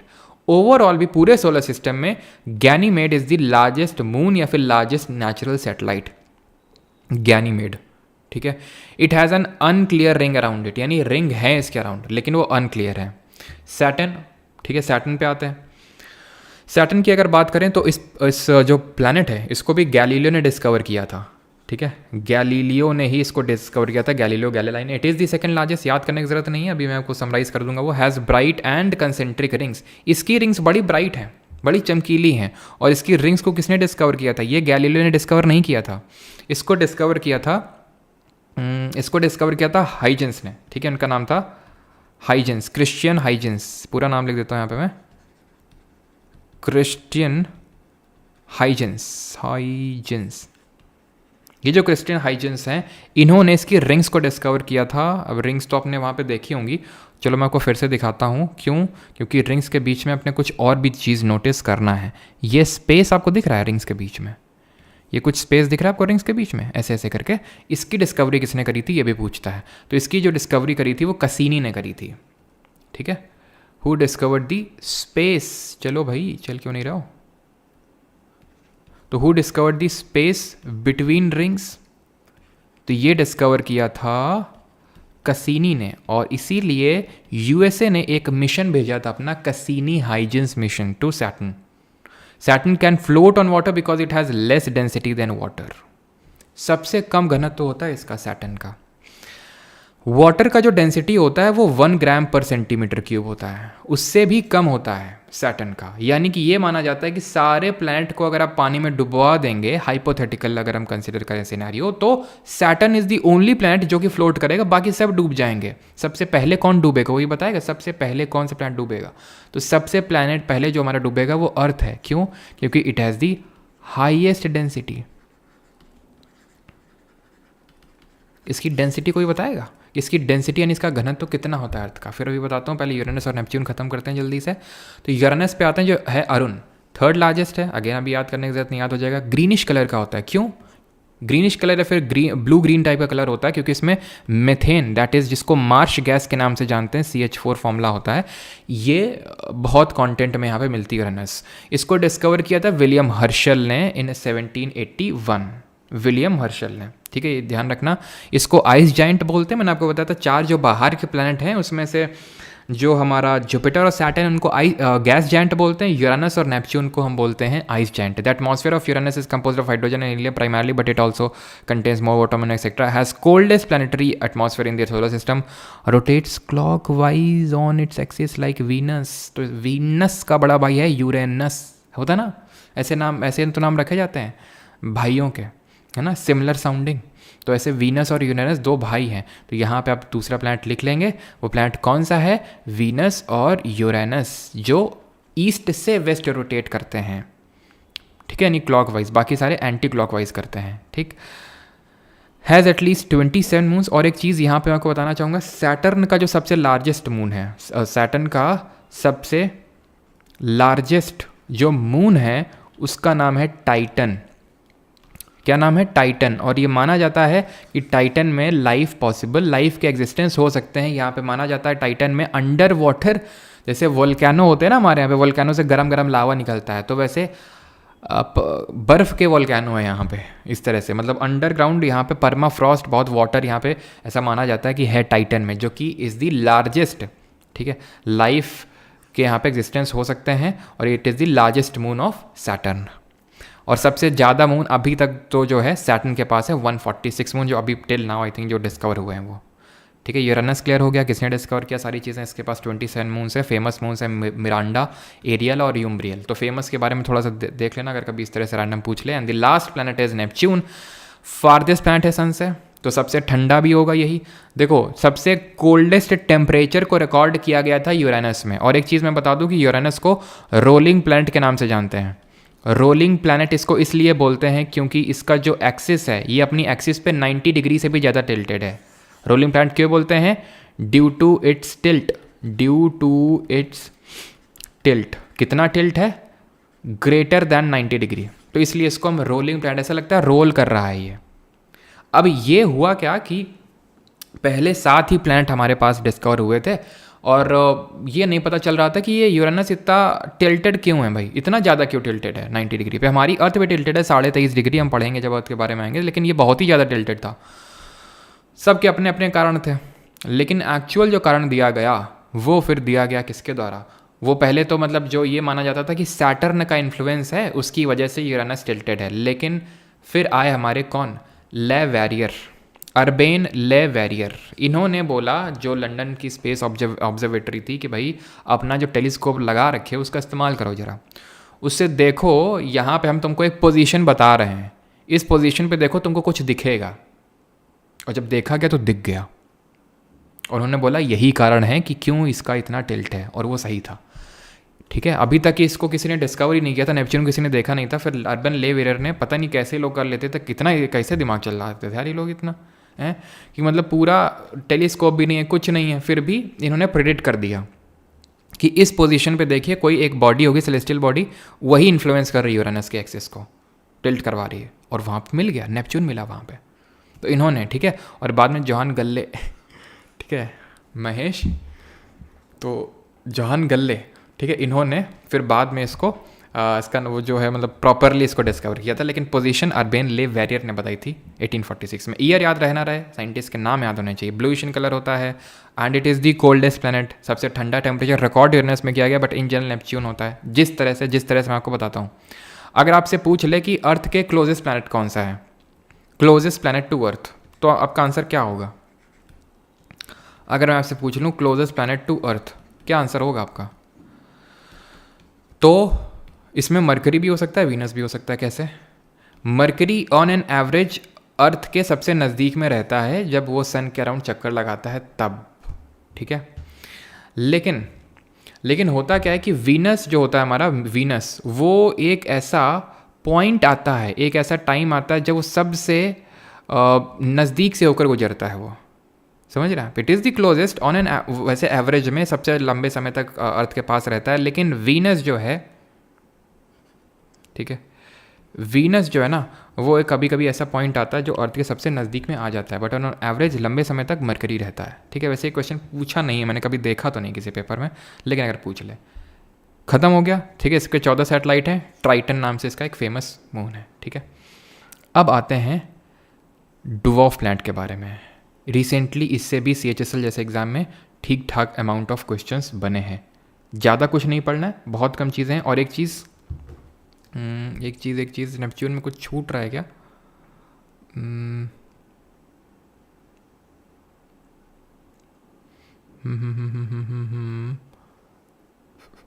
हाँ बिल्कुल, एक चीज़ तो छूट ही रही है। वो ये चीज़ ये है कि नेपच्यून जो है इसका स्लोवेस्ट रेवोल्यूशन होता है। स्लोवेस्ट रेवोल्यूशन इसका मतलब क्या है कि सन के अराउंड जो एक चक्कर कंप्लीट करता है वो सबसे ज़्यादा टाइम में कंप्लीट करता है। कितने टाइम में? 165 ईयर्स में। हमारा एक साल में कंप्लीट हो जाता है रेवोल्यूशन, इसका 165 साल में। समराइज करता हूँ मैं आपके लिए। ये रहा रोटेशन, क्योंकि आप कंफ्यूज हो गए होंगे किसका स्लोवेस्ट किसका फास्टेस्ट, क्या रोटेशन क्या रेवोल्यूशन, तो समराइज कर देता हूँ मैं आपके लिए एक बार। ठीक है, रोटेशन और रेवोल्यूशन किसका फास्टेस्ट किसका स्मॉलेस्ट। तो यहाँ पे हम कर लेते हैं फास्टेस्ट, ठीक है, और यहाँ पे हम कर लेते हैं स्लोवेस्ट।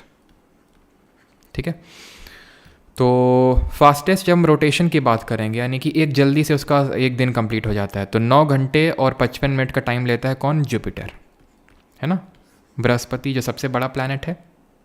स्लोवेस्ट की जब हम बात करेंगे तो स्लोवेस्ट की जब हम बात करते हैं रोटेशन की, तो ये वीनस लेता है। कितना टाइम लेता है? 257 दिन। देन यहाँ पे अगर हम बात करेंगे फास्टेस्ट रेवोल्यूशन, यानी कि सबसे जल्दी कौन एक चक्कर कंप्लीट कर लेता है, जो सबसे नज़दीक है सबसे छोटा है मरकरी, बुध जिसको हम बोलते हैं, 88 दिन में इसका पूरा हो जाता है। और सबसे ज़्यादा समय रेवोल्यूशन में कौन लगाता है? जुपिटर। ये सबसे नज़दीक है तो सबसे जल्दी चक्कर पूरा करेगा, क्योंकि छोटा रास्ता होगा इसका, मतलब सबसे शॉर्ट पाथ होगा इसका। और जुपिटर की जब हम बात करते हैं बृहस्पति की, तो क्योंकि इसका सबसे दूर है तो सबसे बड़ा गोला बनाना पड़ेगा इसको, तो इसका सबसे लंबा समय होता है 165 ईयर्स का। टाइम भी लिख देता हूँ यहाँ पे मैं, वैसे तो लिखा हुआ है हम लोगों ने 9 घंटे 55 मिनट, यहाँ पे लिख लेंगे। वीनस में मैंने कितना बताया था आपको? 257 दिन बताया था, 257 डेज़। यहाँ पे मरकरी में 88 डेज़, और जुपिटर में जब हम बात करते हैं तो जुपिटर में 165 ईयर्स का टाइम लगता है। अब हुआ क्या कि 2006 आते आते तक इंटरनेशनल एस्ट्रोनॉमिकल यूनियन की एक बैठक हुई 2006 में पेरिस फ्रांस में, और इसमें बैठक के बाद ये अनाउंस कर दिया गया कि आज से Pluto is no more a planet. तो बुक से हटा दीजिए इस चीज़ को कि प्लूटो भी प्लैनेट है। फिर बात आई कि क्यों, पूछा गया क्यों, तो उन्होंने बोला कि 3 चीज़ें किसी भी प्लैनेट को प्लैनेट बनने के लिए, किसी भी सेलेस्टियल बॉडी को प्लैनेट बनने के लिए 3 चीज़ें फुलफिल करनी होती। एक, पहला तो आपका स्फेरिकल शेप हो एकदम प्रॉपर, ठीक है, अच्छा शेप हो आपका, स्फेरिकल शेप हो। दूसरा, आप सन के चक्कर लगाते हो, सन के अराउंड रेवोल्यूशन करते हो आप। प्लूटो दोनों काम कर रहा था, स्फेरिकल भी शेप में, सन के अराउंड रेवोल्यूशन भी कर रहा था, लेकिन एक गलती हो गई इससे।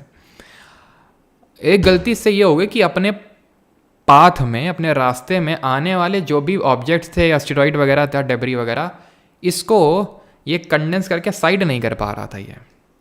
अब मैं उसको लिख नहीं पा रहा हूँ, लेकिन आप भावनाएं मेरी समझ गए होंगे। वैसे तो पूछेगा नहीं, पूछेगा भी तो वहाँ पे भावनाएं आप वहाँ समझ जाएंगे कि तीसरा पॉइंट क्या है, कि जो भी इसके पाथ में आने वाले ऑब्जेक्ट हैं उसको क्लियर, अपने पाथ को क्लियर करता हुआ चले। ठीक है, यहाँ पे लिख देता हूँ, should clear its path, should clear its path, जो नहीं कर रहा था प्लूटो। और लगे हाथ 2-3 और मिल गए, कौन? एरिस मिल गया, होमिया मिल गए, बाद में मेक भी मिल गए।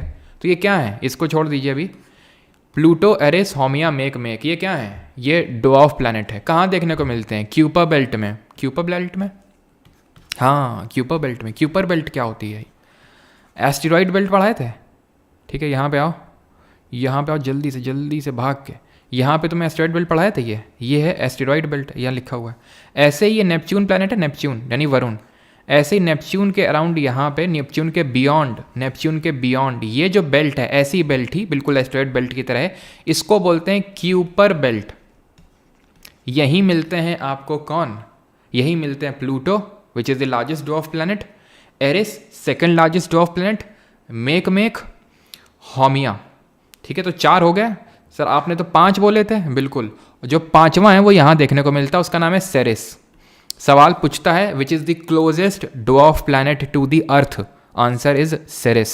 सेरेस कहाँ है? एस्टेरॉइड बेल्ट में है, यानी वो भी स्फेरिकल शेप का होगा, वो भी अर्थ का, सन का रेवोल्यूशन पूरा कर रहा होगा, लेकिन वो अपने जो पाथ है उसका डेब्री वगैरह क्लियर नहीं कर रहा होगा, तो इसलिए वो ड्वार्फ प्लैनेट है।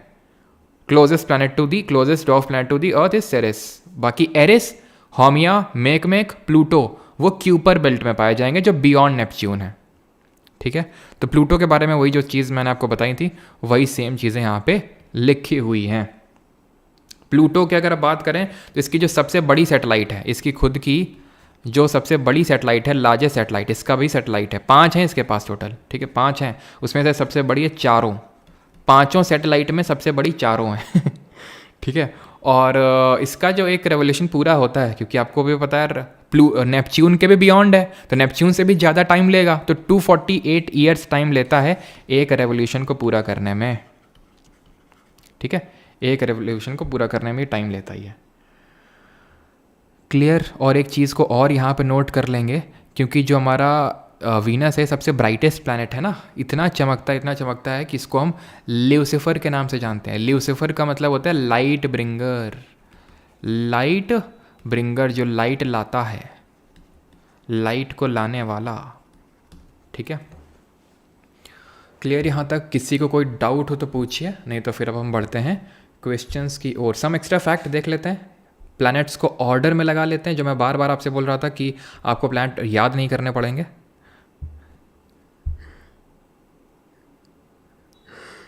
तो भोला बेटा कर क्या रहे हो यहाँ पे, ये बताओ तुम हैं।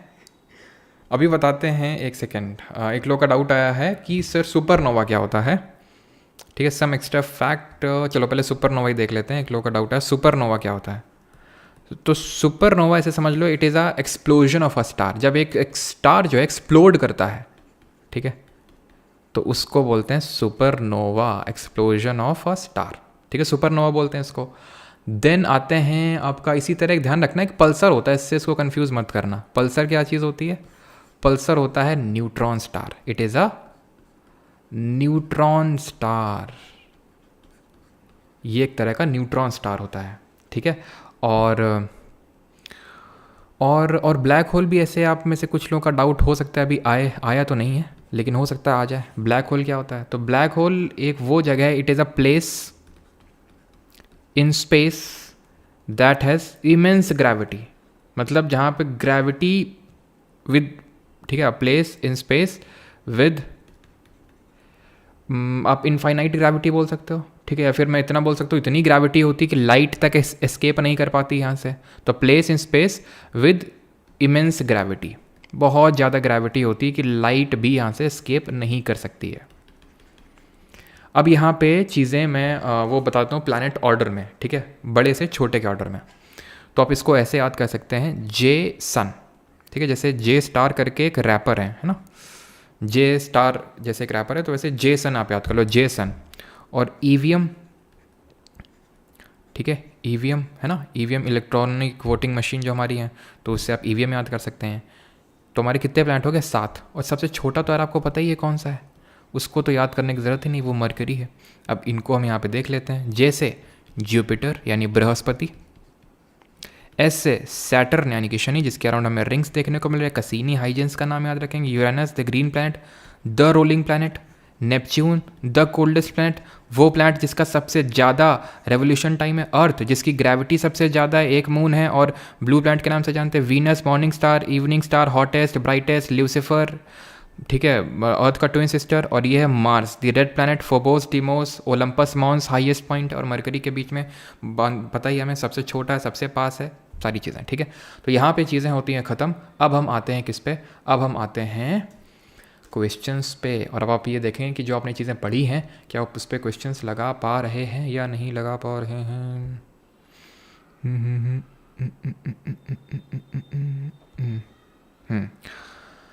चलिए, तो पहला क्वेश्चन ये रहा आपके सामने। इन 1905 हु कंक्लूडेड, ये पूछा है सीपीओ जो अभी हुआ था आपका एग्जाम, उसमें। तो who concluded with Thomas Chamberlin that the planets of the solar system originated from an encounter between the sun and other star. Forest, Moulton, क्या डुमराव टीवी, क्या डुमराव टीवी ओनर का वेलकम करो सर, मैंने देखा नहीं यार, मिस हो गया। कमेंट मिस हो गया I think. Okay, Dumraon TV, नमस्कार सर, आपका पढ़ाने और उसके बाद पीडीएफ प्रोवाइड करवाने का तरीका बेहतरीन है और सब कुछ एग्ज़ाम रेलेवेंट होता है। मैंने देखा है हमारे बहुत से सिलेक्टेड भाई बहन आपसे ही पढ़ाई कर रहे होते हैं। थैंक्स आपके एफर्ट्स के लिए। थैंक यू डुमराव टीवी जी, आपका बहुत बहुत थैंक यू। आपने अब काफ़ी पहले भी आई थिंक कमेंट एक बार किया था, और आपके भी काफ़ी एफर्ट्स सराहनीय है, थैंक यू आपको भी for the appreciation, thank you.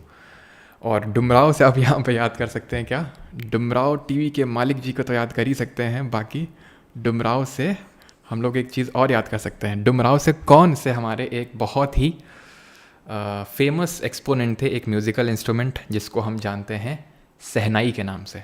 Shehnai exponent के जो सबसे फेमस एक्सपोनेंट हैं वो डुमराव बिहार से ही थे। बताइए सभी लोग जल्दी से। तो इन 1905 who concluded with Thomas Chamberlin that the planets of the solar system originated. तो ये हम लोगों ने अभी पढ़ा है, किसने, तो ये मॉल्टन जी ने, फॉरेस्ट मॉल्टन जी, ठीक है, चैम्बरलेन और मॉल्टन पढ़ा था हम लोगों ने 1905 में। इन्होंने दिया था इस थ्योरी को हम क्या बोलते हैं, प्लैनेटेसिमल, ठीक है, प्लैनेटेसिमल हाइपोथेसिस इसको बोलते हैं। और ये हाइपोथेसिस उतना एक्सेप्टेड नहीं है क्योंकि इन्होंने बोला था सन पहले क्रिएट हो गया, फिर उसके बाद जो स्टार्स के साथ सन का जो कांटेक्ट था उसकी वजह से सोलर सिस्टम बना। बिल्कुल उस्ताद बिस्मिल्लाह खान, सही है सभी का, उस्ताद बिस्मिल्लाह खान जी यहीं से बिलोंग करते थे आपके, है ना। चलो आगे बढ़ते हैं। Second question, which dwarf planet orbits the sun in 310 years at a distance between 38.5 to 53 AU। AU का मतलब है एस्ट्रोनॉमिकल यूनियन। तो सिरिस, एरिस, मेक या फिर प्लूटो, सारी ड्वार्फ प्लैनेट है।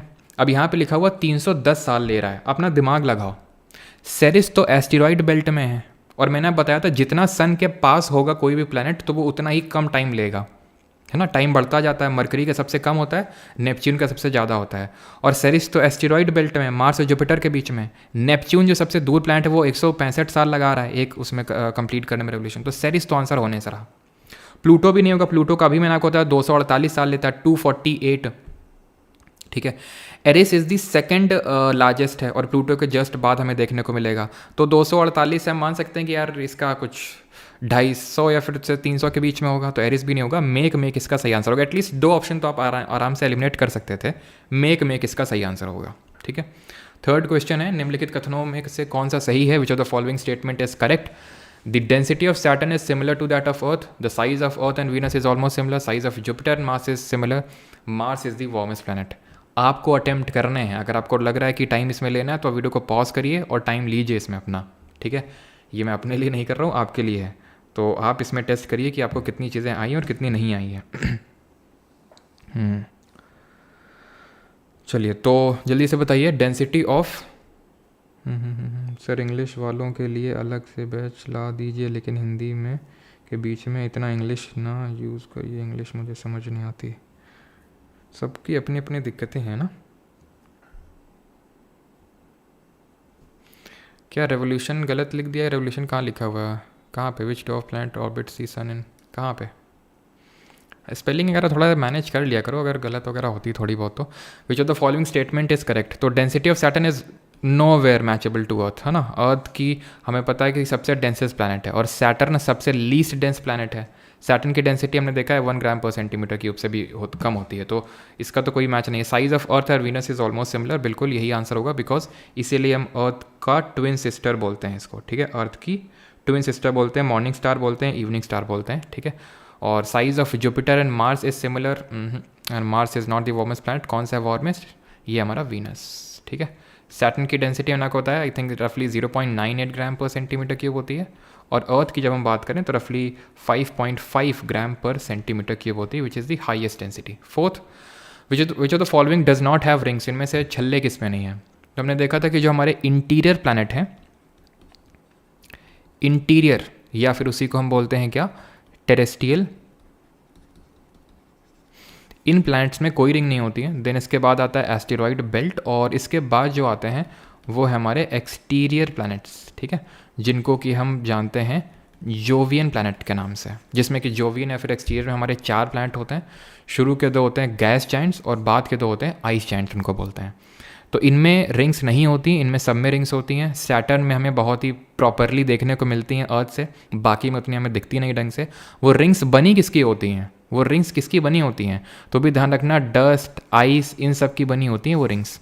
तो आंसर यहाँ पे होगा, आंसर क्या होगा, नॉट हैव रिंग्स, तो Venus. It is the only interior planet, odd one out से भी आप इसको ला सकते थे इस आंसर को। Fifth, dash oblong orbit overlaps the orbit of Neptune. Dash आयताकार कक्षा नेपच्यून की कक्षा को ओवरलैप करती है। Venus, Mars, Pluto, Neptune. तो कौन है नेपच्यून के सबसे करीब?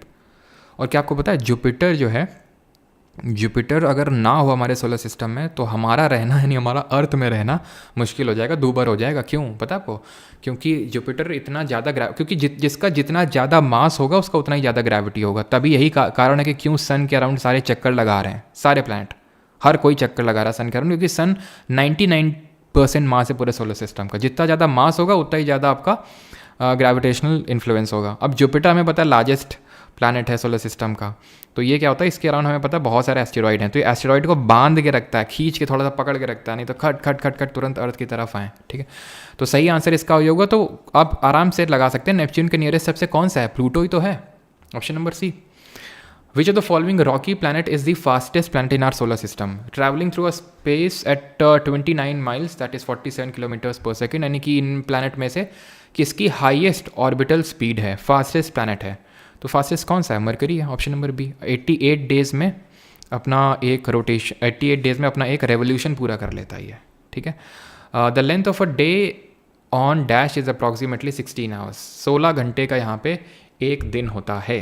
तो मार्स में होता है, मरकरी में होता है, वीनस में होता है, या फिर नेपच्यून में होता है? सर क्या हमें नोट्स बनाने की ज़रूरत है? नोट्स बनाने की ज़रूरत नहीं है अगर आप बैच में एनरोल्ड हैं तो, क्योंकि सारे नोट्स आपको सारी चीज़ें मिलेंगी। मैंने आपको शुरुआत में ये चीज़ बताई थी। ठीक है,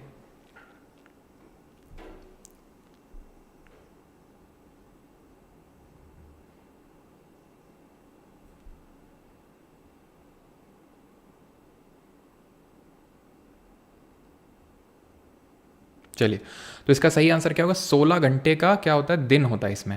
भाई मार्स में तो आप ये मान सकते हो रफली जितना अर्थ में होता है एक दिन उतना ही होता है। मरकरी में भी ज़्यादा होता है। ठीक है, मरकरी में भी ज़्यादा होता है। नेपच्यून इसका सही आंसर होगा।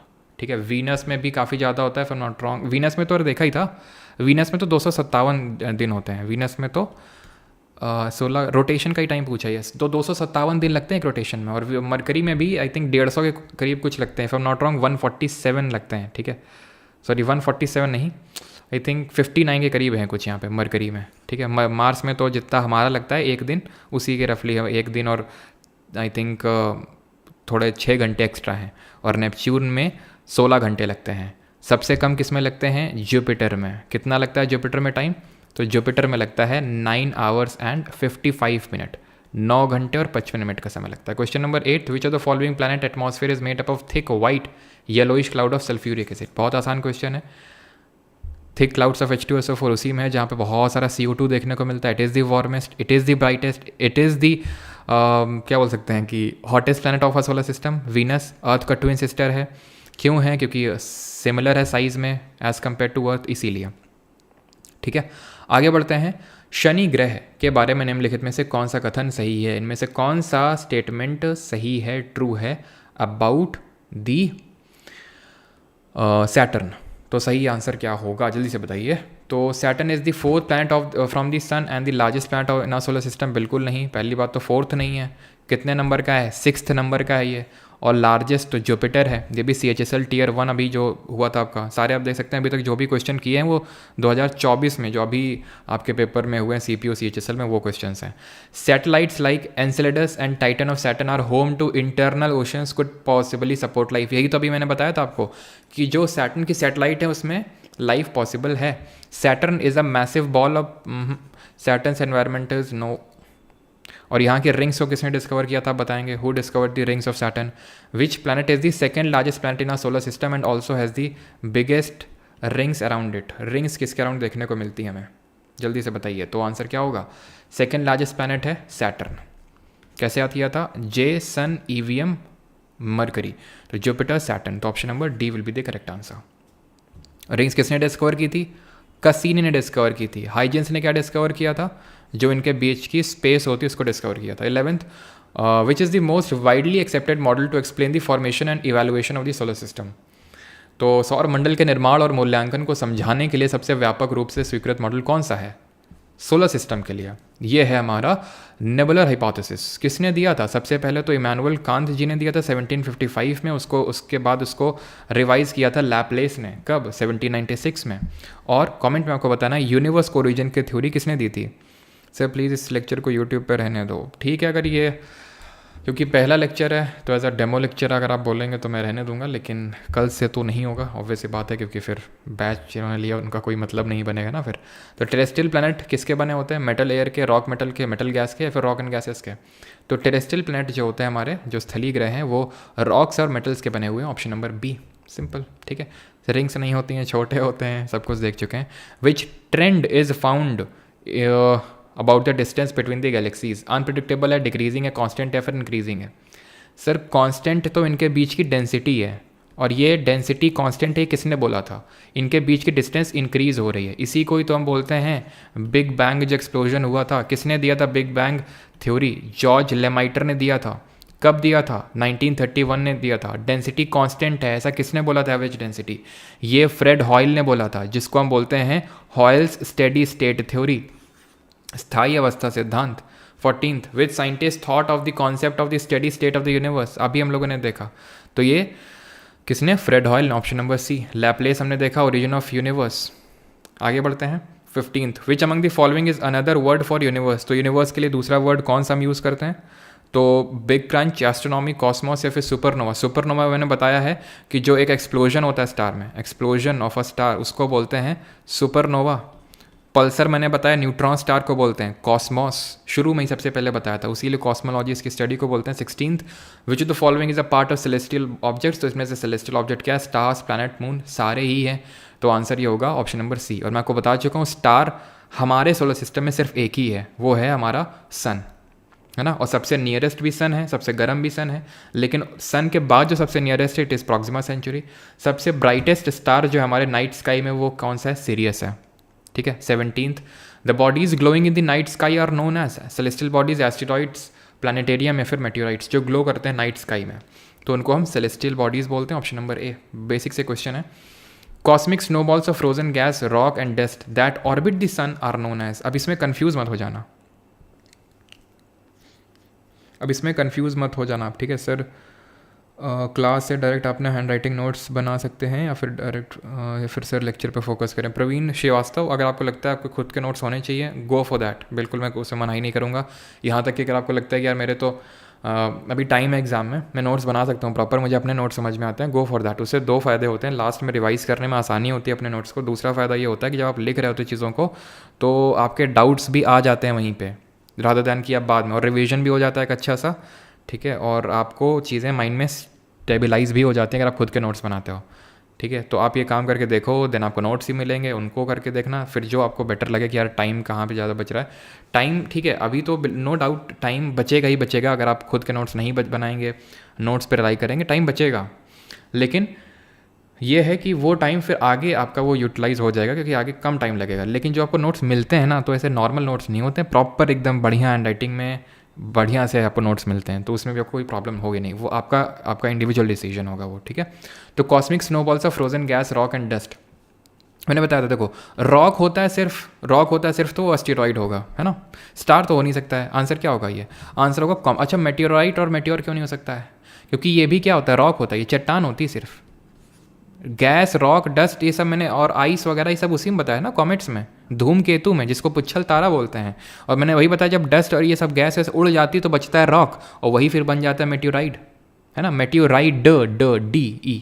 और वो जब यहाँ पे आता है और जल जाता है तो मेटेओर, और जब नहीं जल पाता है, हिट कर जाता है तो मेटेओराइट।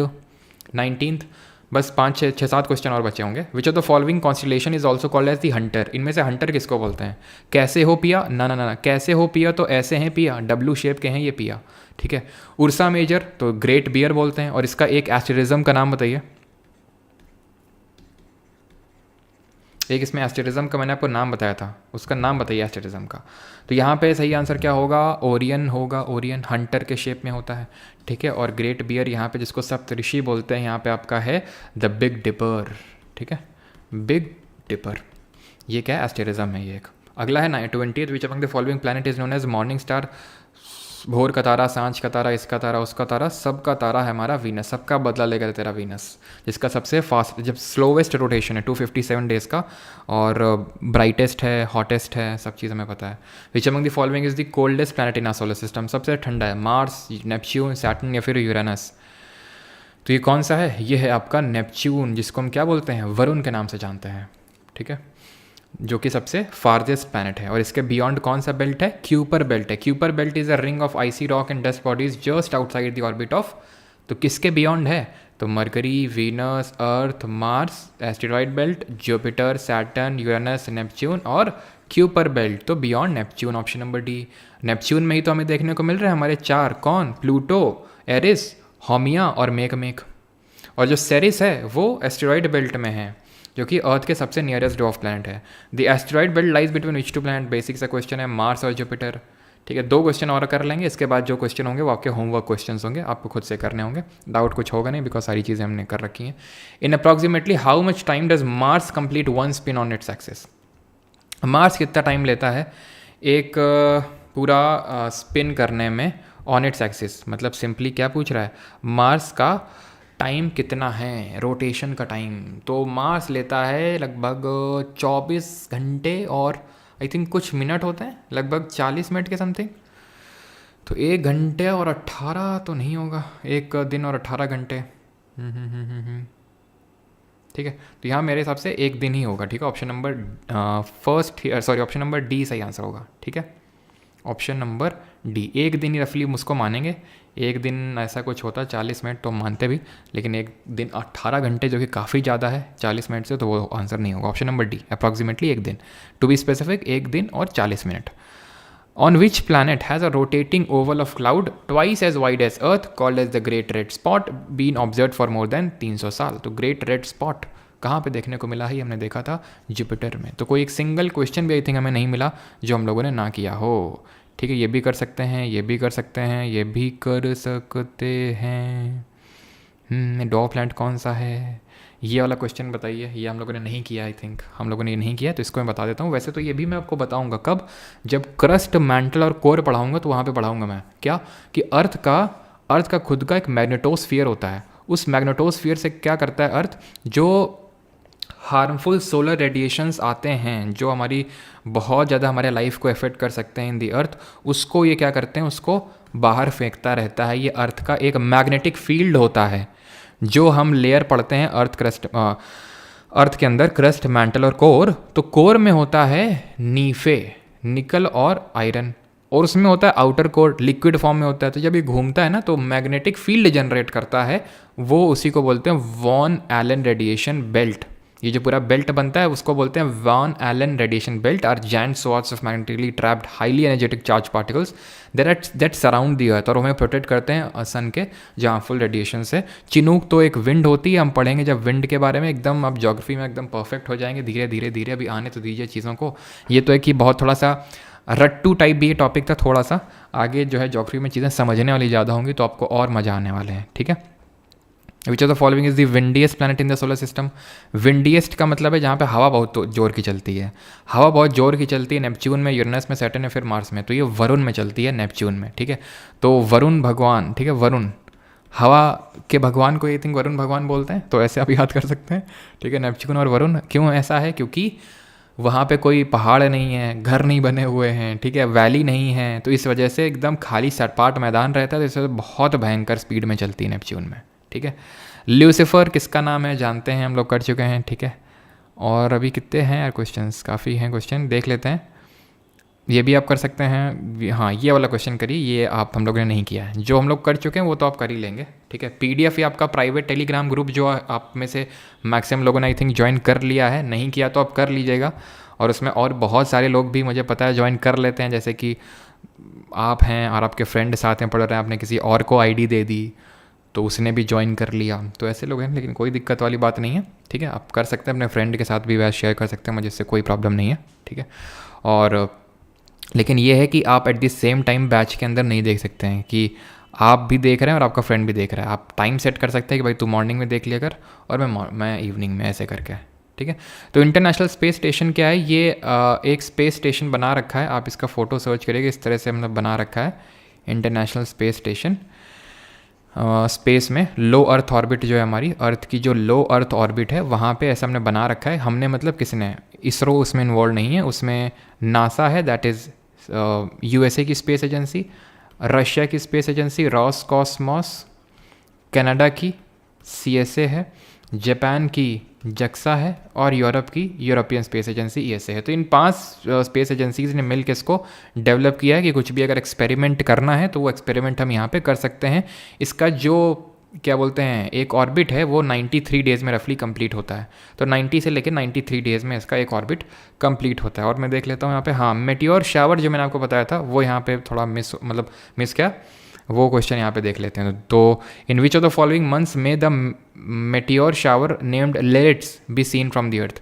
तो लेरिट्स क्या है, मेटियोर शावर है। मेटियोर शावर मैंने आपको बताया था, मेटियोर क्या होता है, जब मेटियोराइड आता है अर्थ के एटमॉस्फेयर में तो मेजोस्फीयर में बर्न हो जाता है, वो हमें टूटते हुए तारे की तरह अपीयर होता है, शूटिंग स्टार, तो बहुत सारे एकदम से आते हैं तो उसको मेटियोर शावर बोल देते हैं। ये हमें अप्रैल के महीने में ऑब्जर्व होता है लेरिट्स। और एक और है उसको बोलते हैं क्वाड्रांटिड्स। क्वाड्रांटिड्स जो मेटियोर शावर है ये हमें देखने को मिलता है लास्ट ऑफ दिसंबर और अर्ली ऑफ जनवरी के टाइम पे। तो ये वहाँ पे नोट कर लेंगे मेटियोर वाले सेक्शन में क्वाड्रांटिड को और लेरिट्स को, ठीक है। बाकी तो आप कर ही लेंगे, बाकी आप बहुत तेज़ हैं। रेडियस कितनी है मून की, तो मून की यहाँ पे यानी चंद्रमा की त्रिज्या कितनी है, तो त्रिज्या इसकी है 1.74 इंटू 10⁶ मीटर, ठीक है, ये इसकी रेडियस है। बाकी आपको पता है नॉन ल्यूमिनस ऑब्जेक्ट है। चारों मैंने बता दिया, 5 सैटेलाइट में 4 सबसे बड़ी है प्लूटो की है, ठीक है। 4 मून्स गैलीलियो गैलीलाई ने डिस्कवर किए हैं। 27 डेज़ होता है, बाकी आप कर ही सकते हैं, ठीक है। ख़त्म है ये। चलो ये क्वेश्चन, एक और क्वेश्चन कर लो 32 वाला, फिर ख़त्म करते हैं। किसी कोई डाउट होगा तो पूछ लेगा, बताइए जल्दी से। किसी ने क्या सुपर चैट वगैरह किया था क्या?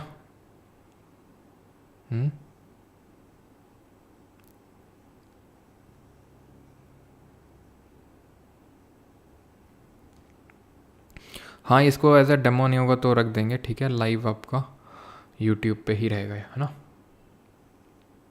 चलो, तो इस क्वेश्चन बहुत बेसिक सा क्वेश्चन है, घुमाने की तो काफ़ी कोशिश करी लेकिन घुमा ना पाया। मीनल रोट एन ऐसे on the largest moon of Saturn, which among the following moons is it. अरे भाई डायरेक्ट पूछ लेते तो क्या हो जाता, ऐसा कौन सा टफ बन गया है।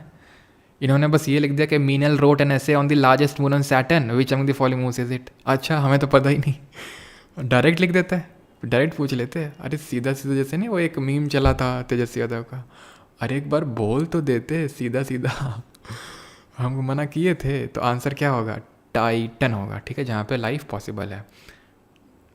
वो नॉर्दर्न लाइट्स, किसी ने यहाँ पे डाउट्स पूछा नॉर्वे में नॉर्दर्न लाइट्स क्यों दिखती हैं, तो उन्हीं को हम ऑरोरा बोलते हैं, ठीक है, ऑरोरा बोलते हैं। जब मैं अर्थ का वो बताऊँगा आपको तो वहाँ पे नहीं होगा तो हम पढ़ेंगे ऑरोरा के बारे में, जब अर्थ का मैग्नेटोस्फीयर के बारे में पढ़ाऊंगा, क्योंकि ये अर्थ का मैग्नेटोस्फीयर जो है, जो अभी मैंने वॉन एलन रेडिएशन पढ़ाया, तो जब वो वॉन एलन रेडिएशन जो हमारा जहाँ पे मैग्नेटोस्फीयर है अर्थ का और सोलर विंड आती हैं जो मैं बता रहा था, तो जब वो दोनों कांटेक्ट में आती हैं तो हमें बड़ी रंग बिरंगी लाइटें देखने को मिलती हैं पोलर एरियाज़ में, जैसे नॉर्वे, फिनलैंड, स्वीडन वगैरह में, तो उनको ही ऑरोरा बोलते हैं। ऑरोरा आर ब्राइट लाइट्स, ठीक है, इसके बारे में आपको पढ़ाऊंगा जब अर्थ के मैग्नेटोस्फीयर के बारे में बताऊंगा तो, ठीक है। तो ये ब्राइट लाइट्स होती हैं जो अर्थ के मैग्नेटोस्फीयर और सोलर विंड के कांटेक्ट में आने की वजह से उत्पन्न होती हैं। Magnetosphere plus solar wind topic होता है हमारा आज का ख़त्म। किसी का कोई डाउट आई थिंक होगा नहीं, बिकॉज मैंने डाउट्स तो साथ में ले लेके ही चल रहा था मैं, ठीक है। ये बैच की डिटेल्स हैं, बैच के रिगार्डिंग अगर कोई कुछ डाउट वगैरह होता है तो ये मेरा नंबर नहीं है, क्वेरी नंबर है, लेकिन हाय हेलो के मैसेज ना भेजें इसमें। जब जेन्युइन ही कुछ क्वेरी हो तभी इस पर प्लीज़ मैसेज भेजें, क्योंकि इसमें एक ही लोग रिप्लाई करते हैं, इतने सारे मैसेजेस होते हैं, फिर आपको लगता है कि सिर्फ हम ही भेज रहे हैं, क्यों ये रिप्लाई नहीं कर रहे हैं, ठीक है। तो आपको ग्रीन पार्क स्टेडियम में देखें हम, अच्छा कब देख लिए, जब हम गए ही नहीं तो तुम देख कब लिया हमें, अभी तो हम गाँव से लौटे हैं कल। और एक काफ़ी बड़ा डिसीजन मैं अपनी लाइफ का लेने जा रहा हूँ, आप लोगों के साथ शेयर करूँगा मैं जल्दी, ठीक है। अभी मैं कुछ अपने गांव गया था, वहाँ पे मुझे कुछ ऐसे एक्सपीरियंसेस हुए जिसकी वजह से मैं कुछ बड़े डिसीजंस लेने जा रहा हूँ अपने लाइफ में, वो मैं आपके साथ तो शेयर करूँगा ही, ठीक है।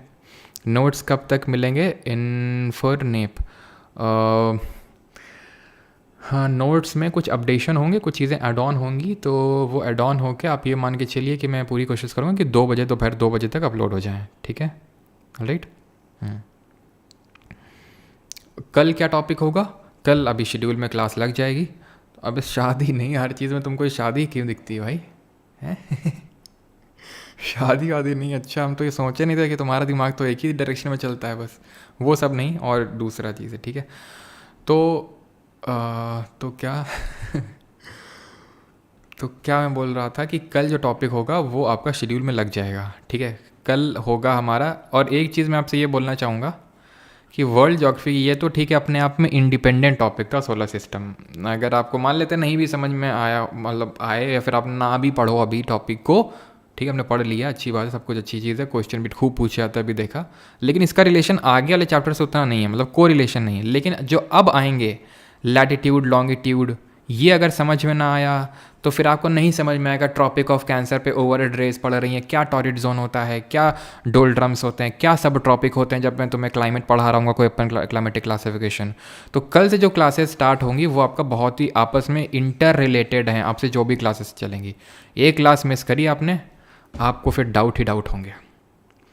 प्राइवेट टेलीग्राम ग्रुप बैच के अंदर ही जब ज्वाइन कर लोगे तो वहीं पे एक ऑप्शन होगा टेलीग्राम का, और हर चीज़ के लिए क्या है ना, तुरंत व्हाट्सएप पे मैसेज मत कर देना कि कहाँ है, जल्दी से पूछ लें, थोड़ा खुद से भी देख लेना। जो लोग बैच में एनरोल करते हैं, कुछ लोगों को बैच दिखता नहीं है, तो एक ऑप्शन होता है नीचे व्यू परचेजेस का, तो प्लीज़ वहाँ पे चेक कर लिया करें, पेमेंट हो जाती है, कई बार बैच नहीं दिखता तो व्यू परचेज में वो दिख जाता है, ठीक है? आपकी बुक कब आएगी निरंजन कुमार? आप बस ये मान के चलिए कि थोड़ा सा वेट करिए, 6 से 7 दिन का मैक्सिमम, और बुक फिर आपके हाथों में होगी। जब बोल दिए हैं शादी वादी ऐसा कुछ नहीं, तो फिर काहे बार बार वही कमेंट कर रहे हैं? ये पीपीटी टेलीग्राम पे, हाँ प्राइवेट टेलीग्राम ग्रुप पे नहीं, तो ये हम पब्लिक पे ही कर देंगे, क्योंकि ये आज का lecture as a demo lecture रहेगा यूट्यूब पे। कल से जो लेक्चर रहेंगे वो तुरंत ही आपके एप्लीकेशन पे चले जाएंगे, और ये जो पीपीटी होगा जो हम लोगों ने पढ़ा है ये भी आपका प्राइवेट टेलीग्राम ग्रुप में होगा, ठीक है? हाँ जी, नोट्स कब तक ऑनलाइन अभी बताया हर्षित यादव। क्यों बार बार सेम कमेंट पूछते हो? अभी तो बताया कि कोशिश है 2 PM तक सारा विद अपडेटेड नोट्स आपके अपलोड हो जाएंगे। फॉर्च्यूनर ले रहे हैं क्या जी? नहीं भाई, फॉर्च्यूनर नहीं ले रहे हैं हम। अब कुछ मतलब चलो बता ही देते हैं, मतलब मैं ये सोच रहा हूँ कि अभी मैं परमानेंटली ही गांव में ही शिफ्ट होने वाला हूँ। ये डिसीजन है, तो परमानेंटली ही मोस्ट प्रॉब्ली हो सकता है आपका बैच ख़त्म होते होते तक, या फिर जब भी जल्द से जल्द मैं कोशिश कर रहा हूँ कि शिफ्ट हो जाऊँ मैं, क्योंकि मुझे काफ़ी अच्छा, काफ़ी सुकून महसूस हुआ गांव में जाके। और फिर मुझे क्लास तो लेना ही है, तो मैंने सोचा क्यों ना अपना बोरिया बिस्तर उठाते हैं और गांव की तरफ प्रस्थान करते हैं। गांव से हम थोड़ा सा शहर की तरफ आए थे पढ़ाई लिखाई के लिए, है ना? मम्मी अकेले लेके, क्योंकि पापा तो सर्विस ही करते थे, तो मम्मी अकेले यहाँ पे लेके आई थी, अकेले ही मम्मी ने सब कुछ स्कूलिंग वगैरह सब कुछ करवाई है ना। गांव से हम लोग आए थे, अब फिर से हम जा रहे हैं गांव की ओर, क्योंकि मम्मी भी अकेली रहती हैं, ठीक है? और तो वो भी एक कारण है। और क्या स्लोवेस्ट रोटेशन में फास्टेस्ट रोटेशन जुपिटर का कहाँ पे? अभिषेक कुमार बताएंगे। अभिषेक कुमार बोल रहे हैं स्लोवेस्ट रेवोल्यूशन वाले में आप जुपिटर लिख दिए, नेपच्यून होगा। कहाँ पे मैंने लिखा है एक बार बता दो सर। गांव कहाँ है, हम भी आएंगे।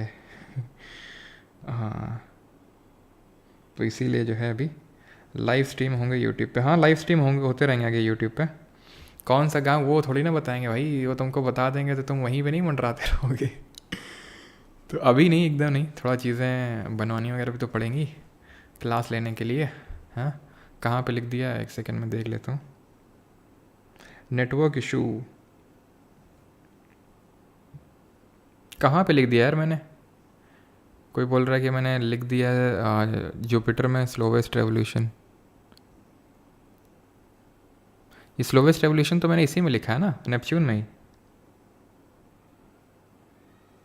रोटेशन समराइज वाली जगह पे, एक सेकंड। अरे सॉरी सॉरी सॉरी,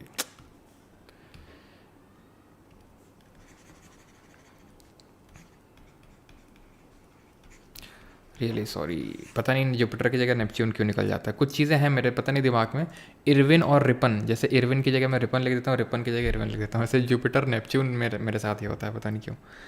कितना टाइम लगेगा सर जीके को? लग जाएगा जल्द, मतलब नेटवर्क इशू होगा गांव में, नेटवर्क इशू होगा, देखेंगे जो भी होगा। इतना नेटवर्क इशू तो नहीं होगा मेरे हिसाब से, मैनेज करेंगे, कुछ ना कुछ जुगाड़ तो बिठाएंगे ही, है ना। क्लास तो क्योंकि लेनी है, हम सोच रहे हैं कि एकदम पीसफुल जगह से लें तो ज़्यादा ठीक रहे। चलो भाई, तो क्या किसी ने लिखा था लोअर पीसेस के लिए रेलेवेंट है? रेलेवेंट नहीं, बहुत रेलेवेंट है अंकुर। सिलेक्शन के बाद मिलने कहाँ मिलेंगे? सिलेक्शन के बाद गांव में मिलेंगे, और कहाँ मिलेंगे तुमको? गांव में तुमको ट्रैक्टर चलाते हुए एकदम खेत जोतते हुए मिलेंगे। तुम आओगे ना, तुमको बैल बना के तुमसे खेत जितवाएंगे। अगर तुम्हारा सिलेक्शन ना हुआ, ध्यान रखना, पकड़ के ले जाएंगे तुमको, तुमसे खेत जितवाएंगे, फिर तुम गाओगे मेरे देश की धरती सोना सोना उगले से गाओगे फिर तुम, है ना। जीके को टाइम कितना लगेगा? जीके को टाइम आप ये समझ लो, मैंने बताया था October November December Jan Feb end तक चीज़ें ख़त्म हो रही होंगी, ठीक है। सर जी,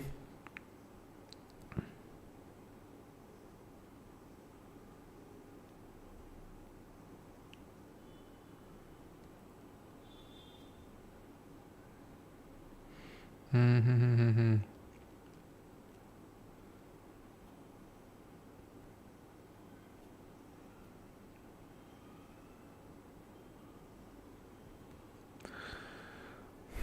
book price sir class private मत कीजिएगा, लो ठीक है। यूरानस अक्षय कोल्डेस्ट है? कोल्डेस्ट अगर इस तरह से क्वेश्चन पूछेगा कि कोल्डेस्ट टेम्परेचर कहाँ पर रिकॉर्ड किया गया, किस प्लैनेट में, तो यूरानस आंसर होगा। लेकिन अगर पूछेगा कि इन जनरल लंबे समय तक ठंडा कौन सा रहता है, नेपच्यून। जैसे मैंने मरकरी और आपको उसमें बताया था, मरकरी वाले में और वीनस की अर्थ से क्लोजेस्ट कौन सा आपका प्लैनेट है, तो average most of the time mercury रहता है, क्योंकि मरकरी सबसे पास से होकर गुजरता है सन से। लेकिन अगर कभी ऐसे पूछेगा कि कौन सबसे, मतलब थोड़े ही टाइम के लिए लेकिन सबसे पास से होकर गुजरता है अर्थ से, तो दैट इज़ वीनस, ठीक है। तो ये अंतर होता है, वीनस वही प्लैनेट है जिसका हमारा सबसे क्या है, ये तो सही लिखा होगा ना मैंने, सबसे क्या है, स्लोवेस्ट, ठीक है, स्लोवेस्ट रोटेशन है, ठीक है।